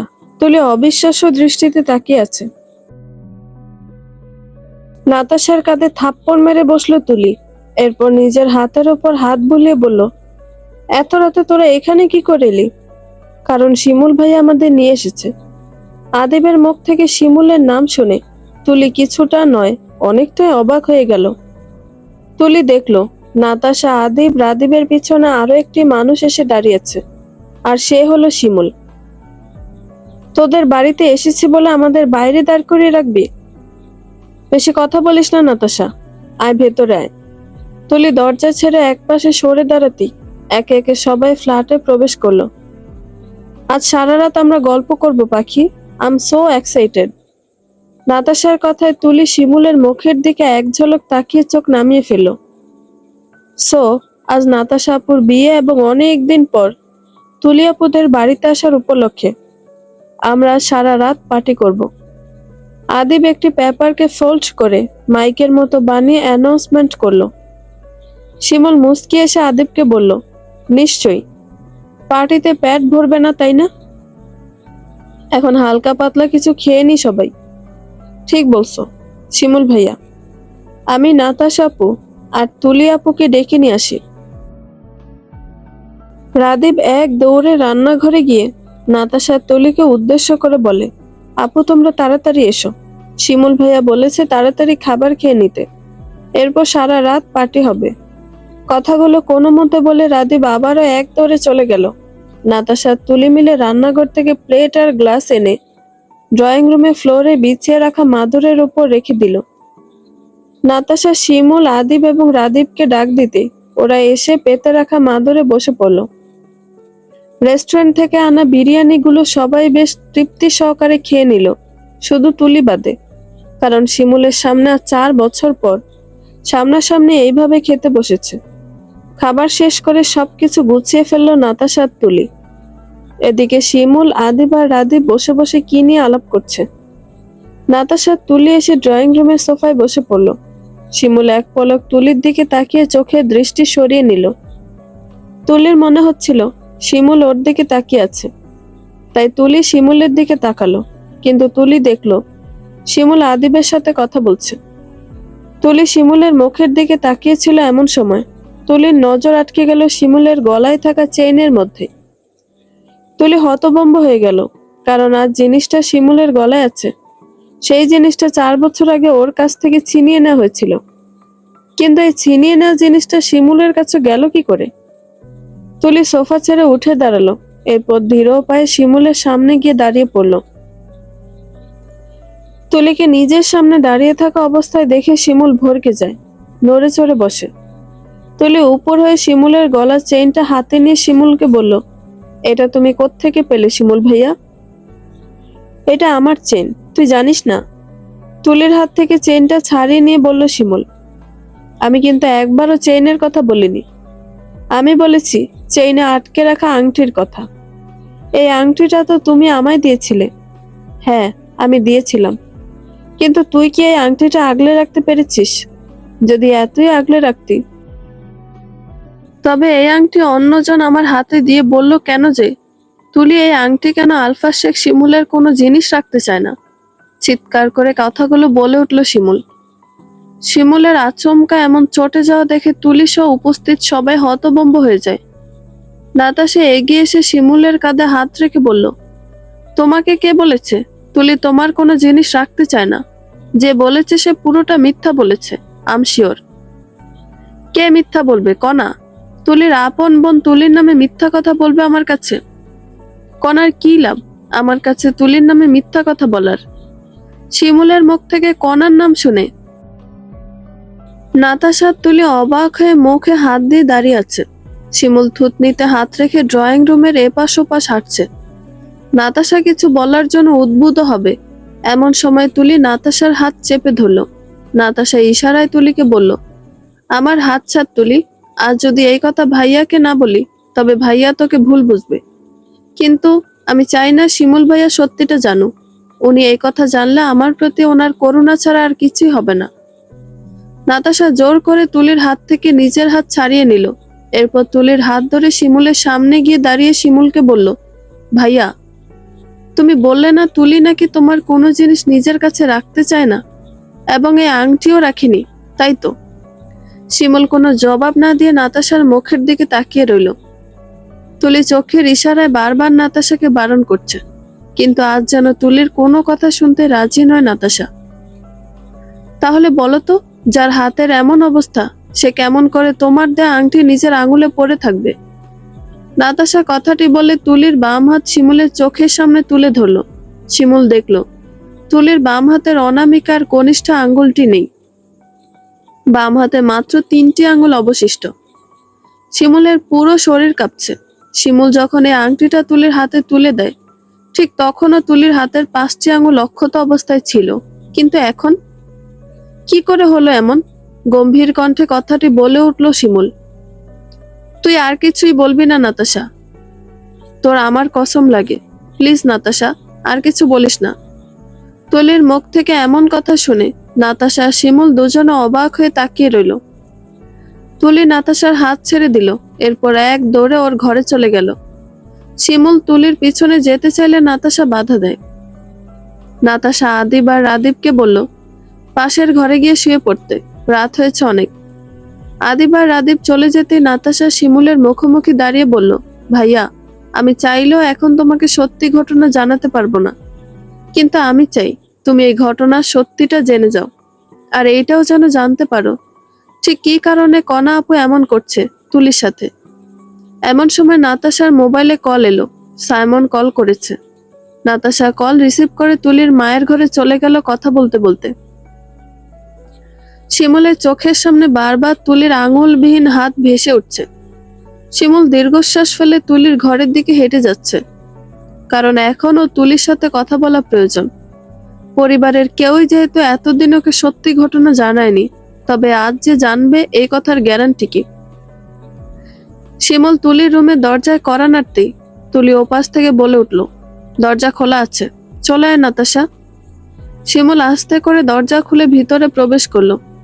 তুলি ঠিক তখনও জানালা দিয়ে রাতের আকাশকে দেখছিল, তাই এই ঘরে নাতাশা নয় বরং শিমুল এসেছে এই ব্যাপারটা তুলি টের পায়নি। তুলি। শিমুলের মুখ থেকে নিজের নাম শুনে চমকে উঠে তুলি। জানালা থেকে মুখ সরিয়ে ঘরের মধ্যে তাকিয়ে দেখে শিমুল এসেছে ওর ঘরে। তুলি জানালার কাছ থেকে সরে এসে শিমুলের সামনে গিয়ে দাঁড়িয়ে জিজ্ঞেস করলো, কিছু লাগবে? পুরো ঘটনা কিভাবে ঘটেছে আমি জানতে চাই তুলি, কিন্তু আমি যে বলতে চাই না। কেন তুই বলতে চাইছিস না? আমি জানি না, কিন্তু আমি তোমায় সত্যি ঘটনা বলতে পারবো না। আমি এতকাল ভেবেছি তুই আমার দেয়া আংটিকে অগ্রাহ্য করে ফেরত দিয়েছিস কনাকে দিয়ে, কিন্তু আজ 4 বছর পর যখন জানতে পারলাম তোর হাতের আঙুল দুটো নেই। তুলারে, বল না আমাকে, তোর এত সুন্দর হাতের কে এমন অবস্থা করেছে? আমি তো শিমুল ভাইয়া, যে তোকে সবসময় হাসি খুশি রাখার চেষ্টা করেছি। আমি কখনো এমন কোনো কাজ করিনি যার জন্য হলেও তুই বিন্দুমাত্র কষ্ট পেয়েছিস। বল না তুলা, কি হয়েছিল? তুলির 2 চোখ ভিজে উঠেছে আজ কতগুলো দিন পর তার শিমুল ভাইয়ের মুখ থেকে তুলা ডাক শুনতে পেয়েছে। তুলি শিমুলের সামনে থেকে সরে গিয়ে খাটের উপরে বসলো। শিমুল তুলির মুখের দিকে তাকিয়ে আছে, কারণ শিমুল জানে তুলি কখনো শিমুলের অনুরোধকে অগ্রাহ্য করতে পারবে না। তুমি যেদিনে আংটিটা আমায় দিলে, সেদিন আমি আংটিটা না পরে বক্সে রেখে দিয়েছিলাম। এত দামি একটা জিনিস যদি আমি হারিয়ে ফেলি এই ভয়। আমি তো তোকে বলেছিলাম সবসময় আংটিটা পরে থাকতে, আর যদি কেউ জিজ্ঞেস করে তাহলে বলে দিতে যে আমি এই আংটিটা তোকে দিয়েছি। তোমার কথা শোনায় আমার কাল হয়েছিল। তুমি চাকরিতে জয়েন করার পর হুট করে একদিন ফুফি কল দিয়ে বলল তোমাদের বাড়িতে যেতে। আমিও খুশি হয়ে তৈরি হয়ে নিয়েছিলাম তোমাদের বাড়িতে যাব বলে। আলমারি থেকে পার্সটা নিয়ে বের হয়ে যাব, এমন সময় তোমার দেয়া আংটিটার কথা আমার মনে পড়ে। ড্রয়ার খুলে আংটির বক্স থেকে আংটিটা নিয়ে অনামিকা আঙুলে পড়ে নেই। এমন সময় কনা আপু এসে আমার হাতের দিকে তাকিয়ে জিজ্ঞেস করে, কে দিয়েছে আংটি? তখন আমি তোমার নাম বলি যে শিমুল ভাইয়া দিয়েছে। আপু তোমার নাম জানার পর কেমন চটে যায়, আমাকে ধমক দিয়ে বলে আংটি খুলে ওকে দিয়ে দিতে। আমি দিব না বলেছিলাম, তাই আপু আমার সাথে জোর জবরদস্তি করে চেয়েছিল আঙুল থেকে আংটিটা খুলে নিতে। সেদিন আমার ঘরে দাদি ঘুমিয়েছিল, তাই ওনার সুপারি কাটার টেবিলের ওপর পড়েছিল। আপু যখন দেখলো জোর জবরদস্তি করে আংটি নিতে পারছে না, তখন আমাকে পেছন থেকে ঝাপটে ধরে দাদি সুপারি কাটার দিয়ে আমার বাম হাতের 2 আঙুল কেটে নেয়। আমার গগন বিদারী চিৎকার শুনে মা আর দাদি ঘরে এসে আমার রক্তাক্ত হাত আর পাশে দাঁড়িয়ে আছে কনা আপু। আমি এতটা নৃশংসতা মেনে নিতে পারিনি, মুহূর্তে জ্ঞান হারিয়ে ফেলি। 2 দিন পর আমার যখন জ্ঞান ফিরে আসে, তখন নিজেকে হসপিটালে আবিষ্কার করি, আমার বাম হাতে ব্যান্ডেজ। সেদিন মা আমাকে বলে আমি যেন আমাদের পরিবারের কাউকে না জানাই যে আপু আমার হাতের 2 আঙুল কেটে নিয়েছে। আজও কেউ জানে না কে আমার হাতের এমন অবস্থা করেছে, শুধুমাত্র নাতাশা ছাড়া। আংটিটা সেদিনের পর থেকে আমার কাছে নেই। হসপিটাল থেকে বাড়িতে ফিরে আসার পর অনেক খুঁজেছিলাম, কিন্তু পাইনি। আজ 4 বছর পর তোমার কাছে পেলাম। মেকি হাসি দিয়ে কথাগুলো শেষ করলো তুলি। শিমুলের 2 চোখ ভারী হয়ে উঠেছে, তাই তুলির সামনে থেকে উঠে ঘর ছেড়ে বের হয়ে গেল। তুলি ওর বাম হাত চোখের সামনে মেলে ধরলো, এরপর এক পলক তাকিয়ে হাত নামিয়ে ফেললো। সে রাতে শিমুল বা তুলি কেউই ঘুমাতে পারেনি। পরদিন সকালে আদিব, রাদীব এবং নাতাশা ঘুম থেকে জাগার পর শিমুল, তুলি সহ সবাই শিমুলদের বাড়িতে ফিরে যায়। সে রাতের ঘটনার পর থেকে তুলি নিজেকে শিমুলের কাছ থেকে আরো গুটিয়ে নিয়েছে। বাকি সবার সাথে যেরকম আচরণ করছে শিমুলের সাথেও ঠিক সেই রকমই, কিন্তু পরিমাণে অল্প। দেখতে দেখতে নাতাশার হলুদের দিন চলে এলো। সকাল 10টায় বাড়ির গেটের কাছে একটি সিএনজি এসে থামলো। সিএনজি থেকে নেমে এলো তুলির বড় বোন কণা আর ওর স্বামী সুমন। এতক্ষণ ছাদে দাঁড়িয়ে ছিল শিমুল, কিন্তু যখন দেখতে পেল কণা আর ওর স্বামী এসেছে, ঠিক তখনই ছাদ থেকে নেমে গেল। কণা আর সুমন বাড়িতে প্রবেশ করে পরিবারের প্রত্যেকটি সদস্যের সাথে কুশলাদি বিনিময় করলো। বাড়ির গুরুজনেরা সুমনের ব্যবহার দেখে অনেক খুশি। ড্রয়িং রুমের এক কোণায় দাঁড়িয়ে আছে তুলি, কারণ ও সুমনের সামনে পড়তে চায় না। তুলি যখন নিজের গা বাঁচানোর জন্য সুমনের সামনে যাচ্ছে না, ঠিক তখনই শিমুল এসে তুলির হাত ধরে ড্রয়িং রুমে বসে থাকা কণার সামনে গিয়ে দাঁড়ায়। শিমুলকে দেখে কণা হাসি মুখে জিজ্ঞেস করে, কি রে, কেমন আছিস? ভালো আছি, তোর কি অবস্থা? আছি ভালো, তোর এখন এই অভ্যাসটা গেল না। শিমুলের হাতের মুঠোয় রাখা তুলির হাতের দিকে তাকিয়ে কথাটি বলল কণা। তোরও তো স্বভাবটা গেল না। আমি কি করি না করি সেখানে তোর কথা বলতেই হবে। শিমুলের এমন উত্তর শুনে কণা জোর করে মুচকি হেসে উঠল। শিমুল তুলির হাত ধরে সোফায় পাশাপাশি বসে পড়ল। তুলি তুলি সুমনের মুখোমুখি বসা অপ্রস্তুত হয়ে পড়ছে। সুমনের লোলুপ দৃষ্টি তুলির পুরো শরীরে বিচরণ করছে। শিমুল বুঝলো কিনা জানা গেল না, কিন্তু শিমুল ফের কণাকে প্রশ্ন করলো, তুলির সাথে তোর কি এমন হয়েছিল যার কারণে তুই ওর হাতের আঙুল কেটে নিয়েছিস? ও, আমার নামে বিচার দেওয়া হয়ে গেছে? আঙুল কেটেছি বেশ করেছি, ও কেন তোর দা আংটি পরবে? তুই কি ওর প্রেমিক নাকি স্বামী? তুলির দিকে কথাটি বলল কণা।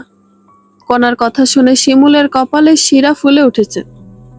তুলি আমার কি হয় সেটা পরে জানবি, তার আগে এটা বল, তুলির সাথে এরকম একটা কাজ তুই কিভাবে করলি? তোর হাত কাঁপলো না?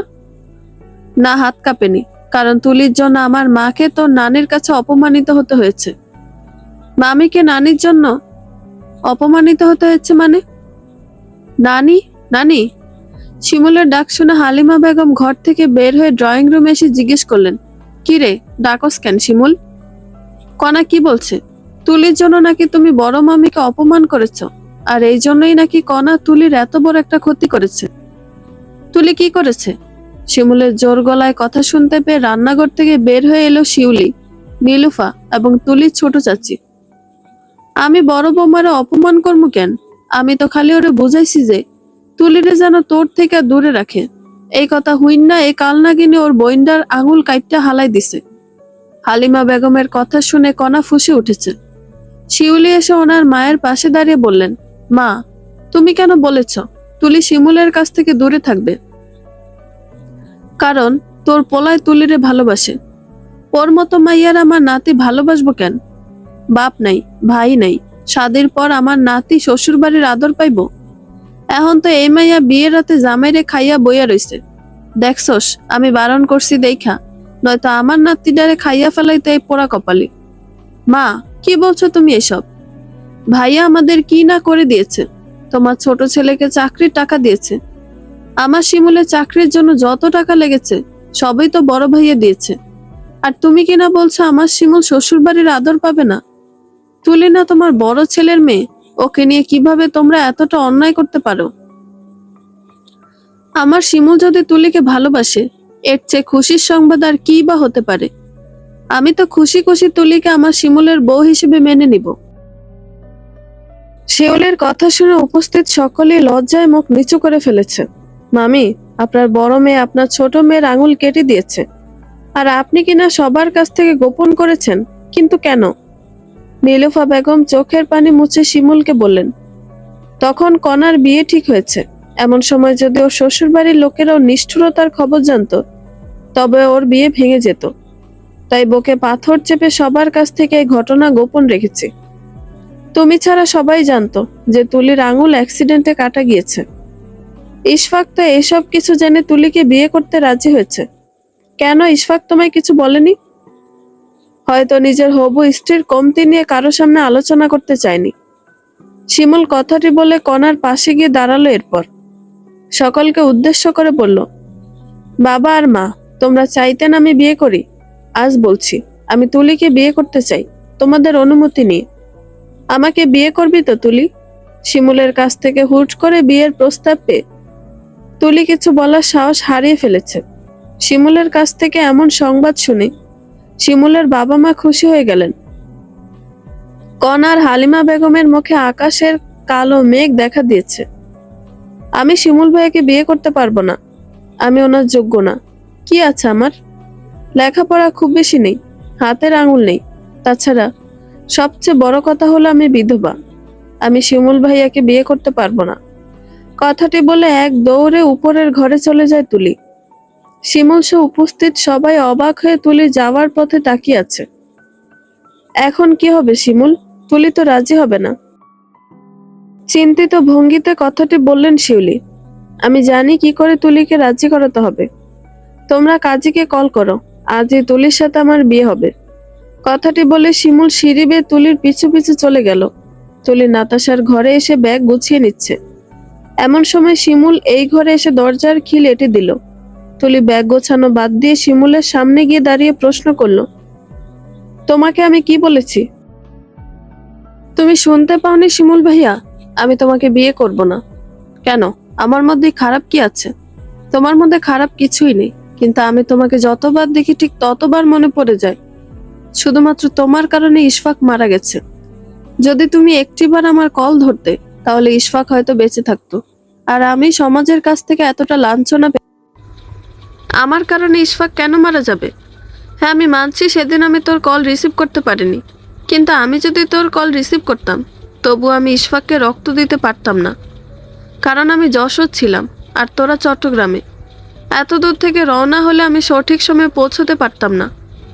ইশফাক আমার বন্ধু ছিল, আমিও মৃত্যুতে কষ্ট পেয়েছি, কিন্তু তাই বলে ওর মৃত্যুর জন্য তুই আমাকে দায়ী করতে পারিস না তুলি।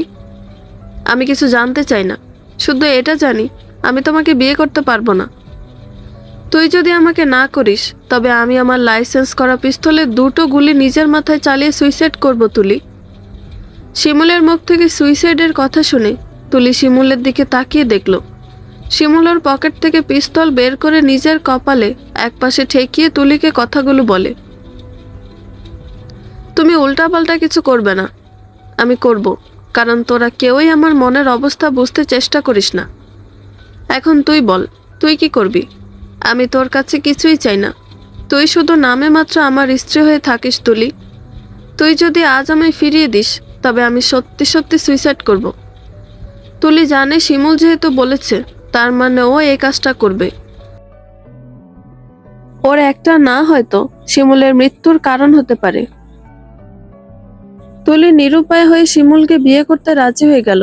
সেদিন দুপুর 12টা নাগাদ তুলির সাথে শিমুলের বিয়ে হয়ে যায় পরিবারের সকলের উপস্থিতিতে।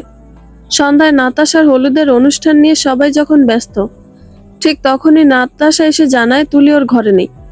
শিমুল এক দৌড়ে নাতাশার ঘরে গিয়ে দেখে তুলি সেখানে নেই। শিমুল ধীর পায়ে খাটের ওপরে গিয়ে বসলো। এমন সময় শিমুলের মোবাইলে একটি মেসেজ এলো। শিমুল ঝাপসা নয়নে মোবাইলের স্ক্রিনে তাকিয়ে দেখলো, তুমি বলেছিলে না তোমার নামে মাত্র স্ত্রীর দরকার। এই দেখো, আমি তোমার নামে মাত্র স্ত্রী হয়ে চলে এলাম বহু দূরে। কখনো আমাকে খুঁজে পাবে না। ভালো থেকো, আর ভালো একটা মেয়ে দেখে বিয়ে করে নিও, কারণ আমি কখনো তোমার কাছে ফিরে আসব না। বাবার পরে আমার জীবনে এমন একজন পুরুষ এসেছিল যার হাতে হাত রেখে নির্দ্বিধায় জীবনের বাকি পথ অতিক্রম করা যায়। সেই ছোটবেলা থেকে আমার জীবনের প্রত্যেকটি ধাপে আমি সেই মানুষটাকে আমার পাশে পেয়েছি। আমার পড়াশোনা, সমাজের কিছু কাপুরুষের খারাপ দৃষ্টি থেকে বাঁচিয়ে রাখা, সবকিছু সেই পুরুষটা করে এসেছে একজন অভিভাবক হিসেবে। আমি এতকাল অবধি জেনে এসেছি সে শুধুই আমার শুভাকাঙ্ক্ষী, কিন্তু পরে আমি জানতে পারলাম তার কেয়ারিং এর পিছনে শুধু আমার জন্য এক সমুদ্র ভালোবাসা ছিল, আর আমি এই এক সমুদ্র ভালোবাসাকে একজন শুভাকাঙ্ক্ষী শুভকামনা ভেবে এসেছি। কিশোরী মন কখনো সে মানুষটাকে ভালোবাসার মানুষ হিসেবে পেতে চায়নি। চেয়েছিল, কিন্তু মা আর দাদির বারণ পেয়ে সেই চাও হারিয়ে যায় কালের গর্ভে। শিমুল ভাইয়ের একটু একটু কেয়ারিং, বকা, শাসন সব আমার মনে দাগ কেটেছে। নিজের মনের কাছে প্রশ্ন করার আগে হঠাৎ ঝড় এসে সব এলোমেলো করে দিয়ে গেছে। বাবার হঠাৎ মৃত্যু, এরপর আমার বড় আপুর কাণ্ড, সর্বশেষ ইশফাকের সাথে আমার বিয়ের মাধ্যমে শিমুল ভাইয়ের সাথে আমার একেবারে যোগাযোগ বিচ্ছিন্ন হয়ে যায়। এখন তো সেই মানুষটা তোমার স্বামী, ভাগ্য তোমাদের মিলিয়ে দিয়েছে, তবে কেন তার কাছে থেকে পালিয়ে বেড়াচ্ছ? তাকে স্বপ্নে চাওয়ার মতো যোগ্যতা আমার নেই। কি নেই তার? ভালো চাকরি, গুড লুকিং, শার্প মাইন্ড, আর আমার কি আছে? না আছে লেখাপড়ার যোগ্যতা, বিধবা, সাথে অকেজো হাত। চলে এসেছি আমি, কারণ আমাকে নিয়ে চললে বরং ওনাকে অপদস্থ হতে হবে। যদি কখনো সে তোমাকে খুঁজে পায় তখন তুমি কি করবে? তার কাছে ফিরে যাব, কিন্তু সে কখনোই আমাকে খুঁজে পাবে না। এতটা আত্মবিশ্বাস ঠিক নয় তুলি, কারণ সে পুলিশ ডিপার্টমেন্টের লোক। তোমাকে খুঁজে বের করা তার জন্য বাম হাতের খেলা। সামনে বসে থাকা মেয়েটির কথা শুনে মুচকি হেসে ফেলল তুলি। আজ 4 দিন ধরে একটি এতিমখানায় অবস্থান করছে তুলি। তুলির শিক্ষকের সহায়তায় চাকরিটা পেয়েছে তুলি। এতিমখানার ম্যানেজারের মেয়ের সাথে বসে এতক্ষণ আলাপ করছিল তুলি। আমি আসছি তুলি, আগামীকাল সময় মতো চলে এসো বাকি বাচ্চাদের সাথে নিয়ে। জি, চলে আসবো। মেয়েটি অফিস থেকে বের হয়ে গেল। তুলি অফিস রুম থেকে বের হয়ে বাচ্চাদের রুমে চলে গেল। তুলির দায়িত্ব এখানকার বাচ্চাদের দেখাশোনা করা। কোনো খবর পেলি তুলির? শিমুলের মুখের সামনে এক লোকমা ভাত তুলে দিয়ে জিজ্ঞেস করলো শিমুলের মা শিউলি, তোমার ভাইজি তো আমাকে মেরে ফেলার জন্য পণ করে রেখেছে, বুঝলে? নয়তো এই শহরে যে জায়গায় ও লাস্ট লোকেশন দেখাচ্ছে সেখানে গিয়ে দেখি বাস স্টপ। ও এই শহর থেকে বের হবার আগে হয়তো ওর মোবাইলে সিম খুলে ফেলে দিয়েছে, এরপর নতুন সিম লাগিয়েছে। একটু সুযোগ রেখে যায়নি তোমার ভাইজি। মার খাবো না, ভালো লাগছে না। শিমুল এক গ্লাস পানি খেয়ে উঠে চলে গেল। শিউলি নিজের ছেলের জন্য ভীষণ খারাপ লাগছে। কই ছেলেটাকে এখন সুখী দেখবে ভেবেছিল, আর তুলি কিনা না জানিয়ে বাড়ি ছেড়ে চলে গেল। ভাগ্যের সেদিন নাতাশার হলুদ এবং বিয়ের অনুষ্ঠান নির্বিঘ্নে সম্পন্ন হয়েছে, কারণ শিমুল পরিবারের সবাইকে বারণ করে দিয়েছিল যে শিমুলের সাথে তুলির বিয়ে হয়েছে। এই খবর যেন কারো কানে না পৌঁছায়। যদি একবার বিয়ের খবর জানতে পারে তবে বউ কই জিজ্ঞেস করে মাথা নষ্ট করে ফেলবে, সাথে নাতাশার বিয়েতে ইফেক্ট পড়বে। নাতাশার বিয়ে তো খুব সুন্দর করে সম্পন্ন হয়েছে, এখন তুলিকে খুঁজে পেলেই হলো। শিমুলের মা আর কিছুই চায় না, ওনার কাছে ওনার সন্তানদের চেয়ে বড় আর কিছু নেই। শিমুল যখন ঘরে এলো তখন ওর মোবাইল বেজে উঠলো। চার্জ থেকে মোবাইল বের করে রিসিভ করে হ্যালো বলতেই ওপাশ থেকে শিমুলের বন্ধু শাকিল বলল, কি রে দোস্ত, আজ 1 তারিখ, মনে আছে তোর? আমার বিয়েতে আসবি না? নাকি নাতাশার বিয়েতে যায়নি বলে তুই আমার বিয়েতে আসবি না? মনে হয় না আসতে পারবো। এতদিন মানুষের নিখোঁজ আত্মীয়কে খুঁজে বের করেছি, আর আজ কয়েকদিন ধরে তুলিকে খুঁজে বের করার চেষ্টা করছি, কিন্তু পারছি না। কেন, তুলির আবার কি হলো? দোস্ত, তুলি আমাকে ছেড়ে এই শহরকে ছেড়ে চলে গিয়েছে।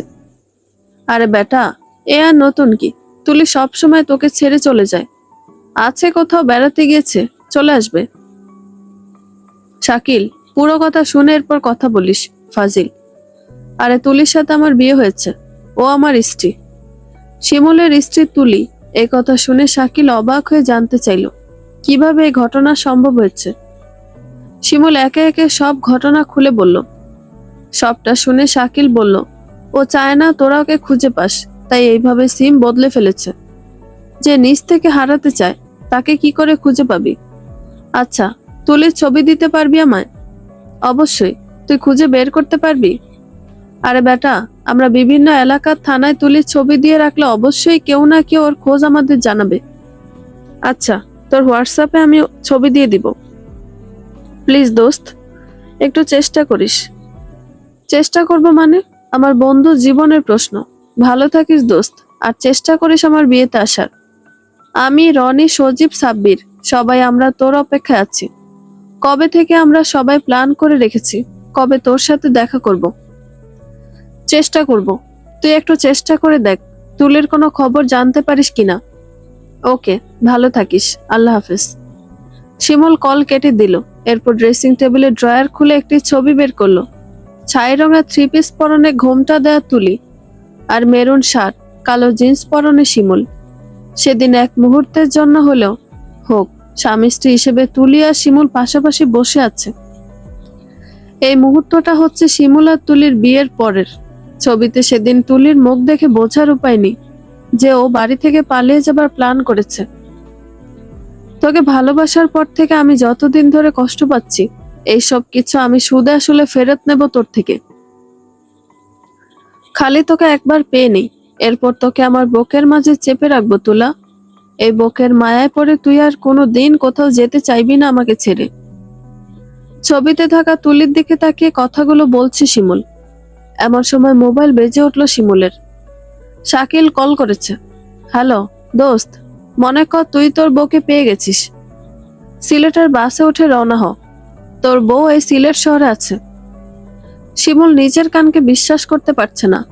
পুরো শরীর কাঁপছে তুলিকে পাওয়া গেছে এই সংবাদটা পাওয়ার জন্য। আজ 4 দিন শিমুলের কান দুটো যেন অধীর আগ্রহে অপেক্ষা করছিল, আর আজ সে অপেক্ষার অবসান ঘটল। তুই সত্যি বলছিস শাকিল? আরে হ্যাঁ বেটা, সত্যি বলছি। তুই রওনা হ এখনই। তোর পরিবারের কারো সাথে বলবি না যে তুই তুলির খোঁজে সিলেট যাচ্ছিস, নয়তো তুলির পরিবারের কেউ তুলির সাথে যোগাযোগ করে তুলিকে অ্যালার্ট করে দিতে পারে। ওকে ওকে, বলবো না। আমি রওনা দিচ্ছি। শিমুল মোবাইল রেখে লাগেজ গুছিয়ে ওর মা এবং বাবার থেকে অন্য কেসের কথা বলে বিদায় নিয়ে রওনা হলো সিলেটের উদ্দেশ্যে। সকালে ঘুম থেকে জাগার পর তুলি তাড়াহুড়ো করে এতিমখানার বাচ্চাদের জাগিয়ে তুলল। এরপর ওদের ফ্রেশ করিয়ে নাস্তা খাইয়ে তৈরি করে নিজেও তৈরি হয়ে নিল।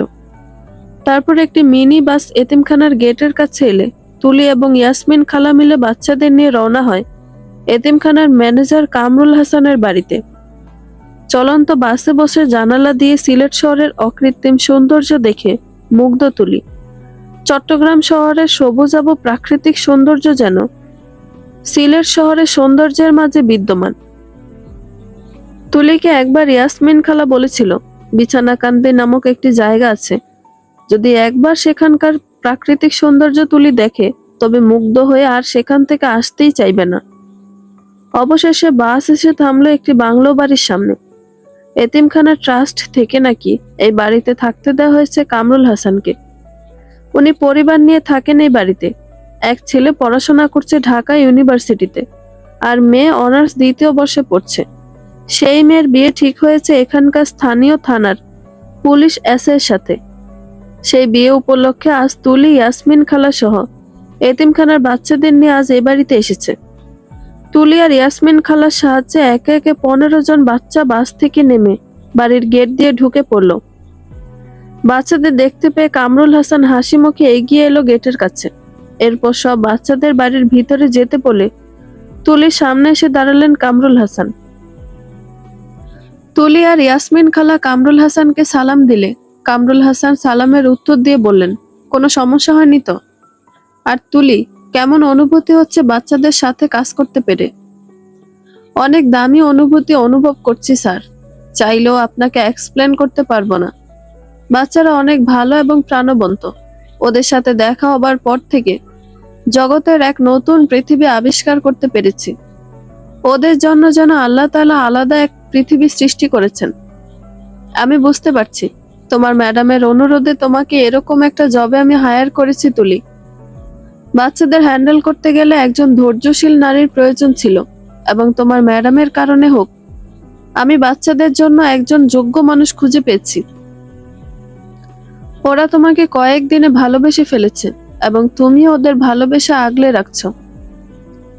সবই আপনাদের দোয়াই স্যার, দোয়া করবেন আমি যেন ওদের আগলে রাখতে পারি। তা তো বটেই। তোমরা ভেতরে যাও, তোমাদের আন্টি এবং সোমা তোমাদের জন্য অপেক্ষা করছে। তুলি আর ইয়াসমিন খালা একসাথে বাড়িতে প্রবেশ করলো। বাড়িতে প্রবেশ করতে তুলির সাথে সর্বপ্রথম দেখা হয়ে গেল কামরুল স্যারের মেয়ে সোমার সাথে।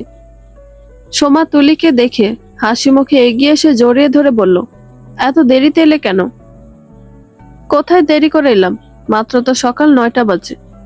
বাচ্চাদের ঘুম থেকে জাগিয়ে তুলে তৈরি করিয়ে খাবার খাইয়ে এরপর আমি আর ইয়াসমিন খালা মিলে চলে এলাম।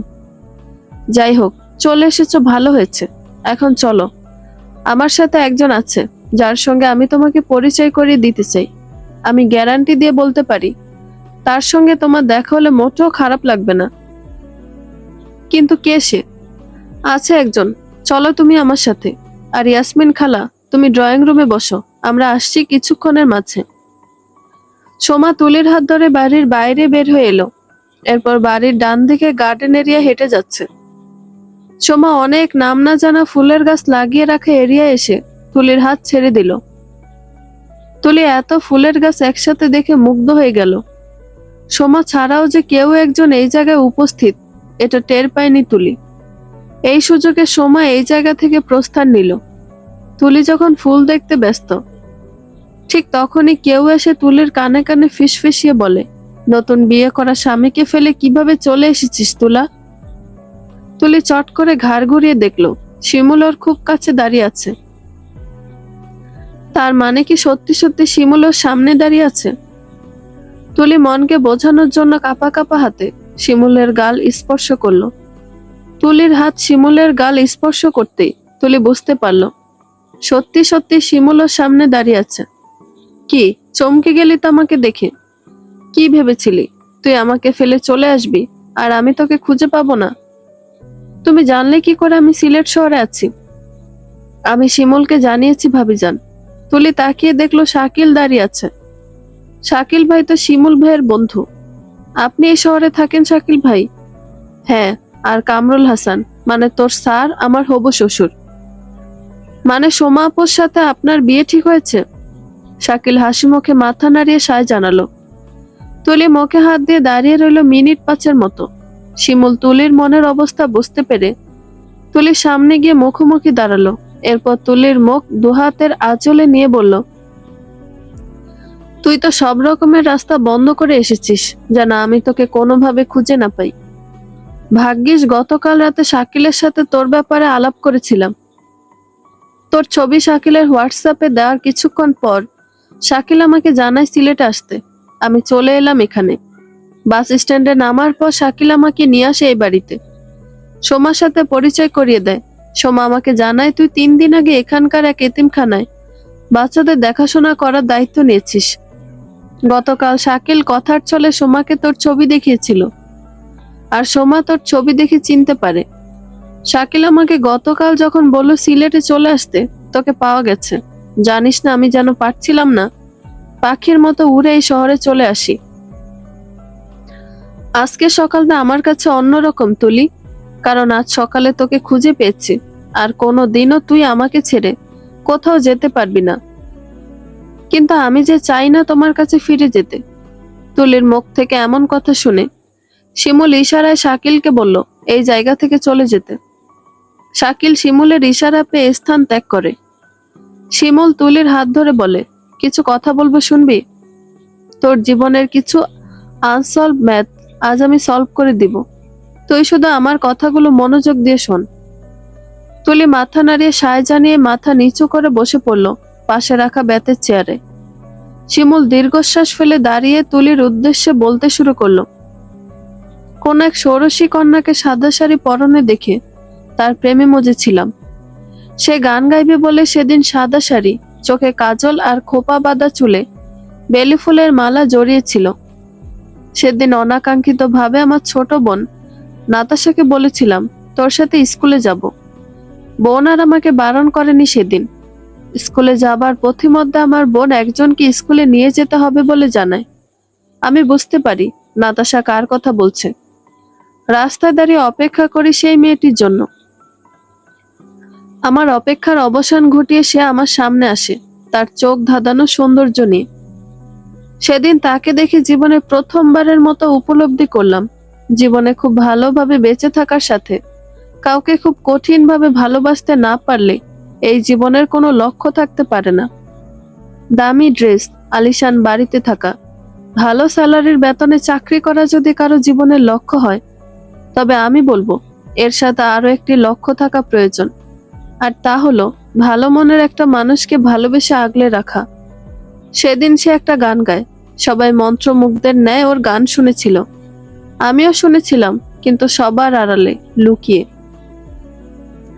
তার গান শেষ করার পর বোধহয় আমি সবচেয়ে বেশি হাতে তালি দিয়েছিলাম আর বলেছিলাম, তুই গান অনেক সুন্দর করে গেয়েছিস। কিন্তু সবার করতালিতে আমার উচ্ছ্বসিত স্বর চাপা পড়ে গিয়েছিল। আমি যে ওর গান শুনে মুগ্ধ হয়েছি এই কথাটা ওকে বলতেই লজ্জা পাবো বলে মিথ্যা বলেছিলাম যে আমি একটা কাজে স্কুল থেকে বের হয়ে গিয়েছিলাম। এরপর নানান বাহানায় ওর সাথে আমার দেখা হচ্ছিল, আর আমি নানান বাহানায় ওর প্রেমে পড়েছিলাম। একবার নতুন বছরকে বরণ করে নেওয়ার সময় ওকে বলেছিলাম আগামী 5 বছর পর ঠিক একই জায়গায় দাঁড়িয়ে আমি আর তুই ফানুস উড়াবো। সে এটা শুনে কি বলেছিল জানিস? বলেছে, তোমার বউ কি আমাকে তোমার সাথে দাঁড়িয়ে ফানুস উড়াতে দিবে? কতটা বোকা হলে একটা মানুষ এমন সোজা কথার উল্টা মিন করতে পারে। একদিন আমার পুলিশের চাকরির অ্যাপয়েন্টমেন্ট এলো। সবার থেকে বিদায় নিয়ে বান্দরবান চলে গিয়েছিলাম। যাবার আগে ওকে একটা আংটি দিয়ে এসেছিলাম আর বলে এসেছিলাম যেন এই আংটি ওর কাছে সবসময় রাখে। ও রেখেছিল, কিন্তু এই আংটিটার জন্য সে তার আঙুল হারায়। অথচ আমি জানতে অবধি পারিনি তার সাথে কি হয়েছিল। এরপর থেকে আস্তে আস্তে ওর সাথে আমার যোগাযোগ কমতে লাগলো। ওর বড় বোন একদিন আমার হাতে আংটি তুলে দিয়ে বলেছিল তুলিকে ভুলে যেতে।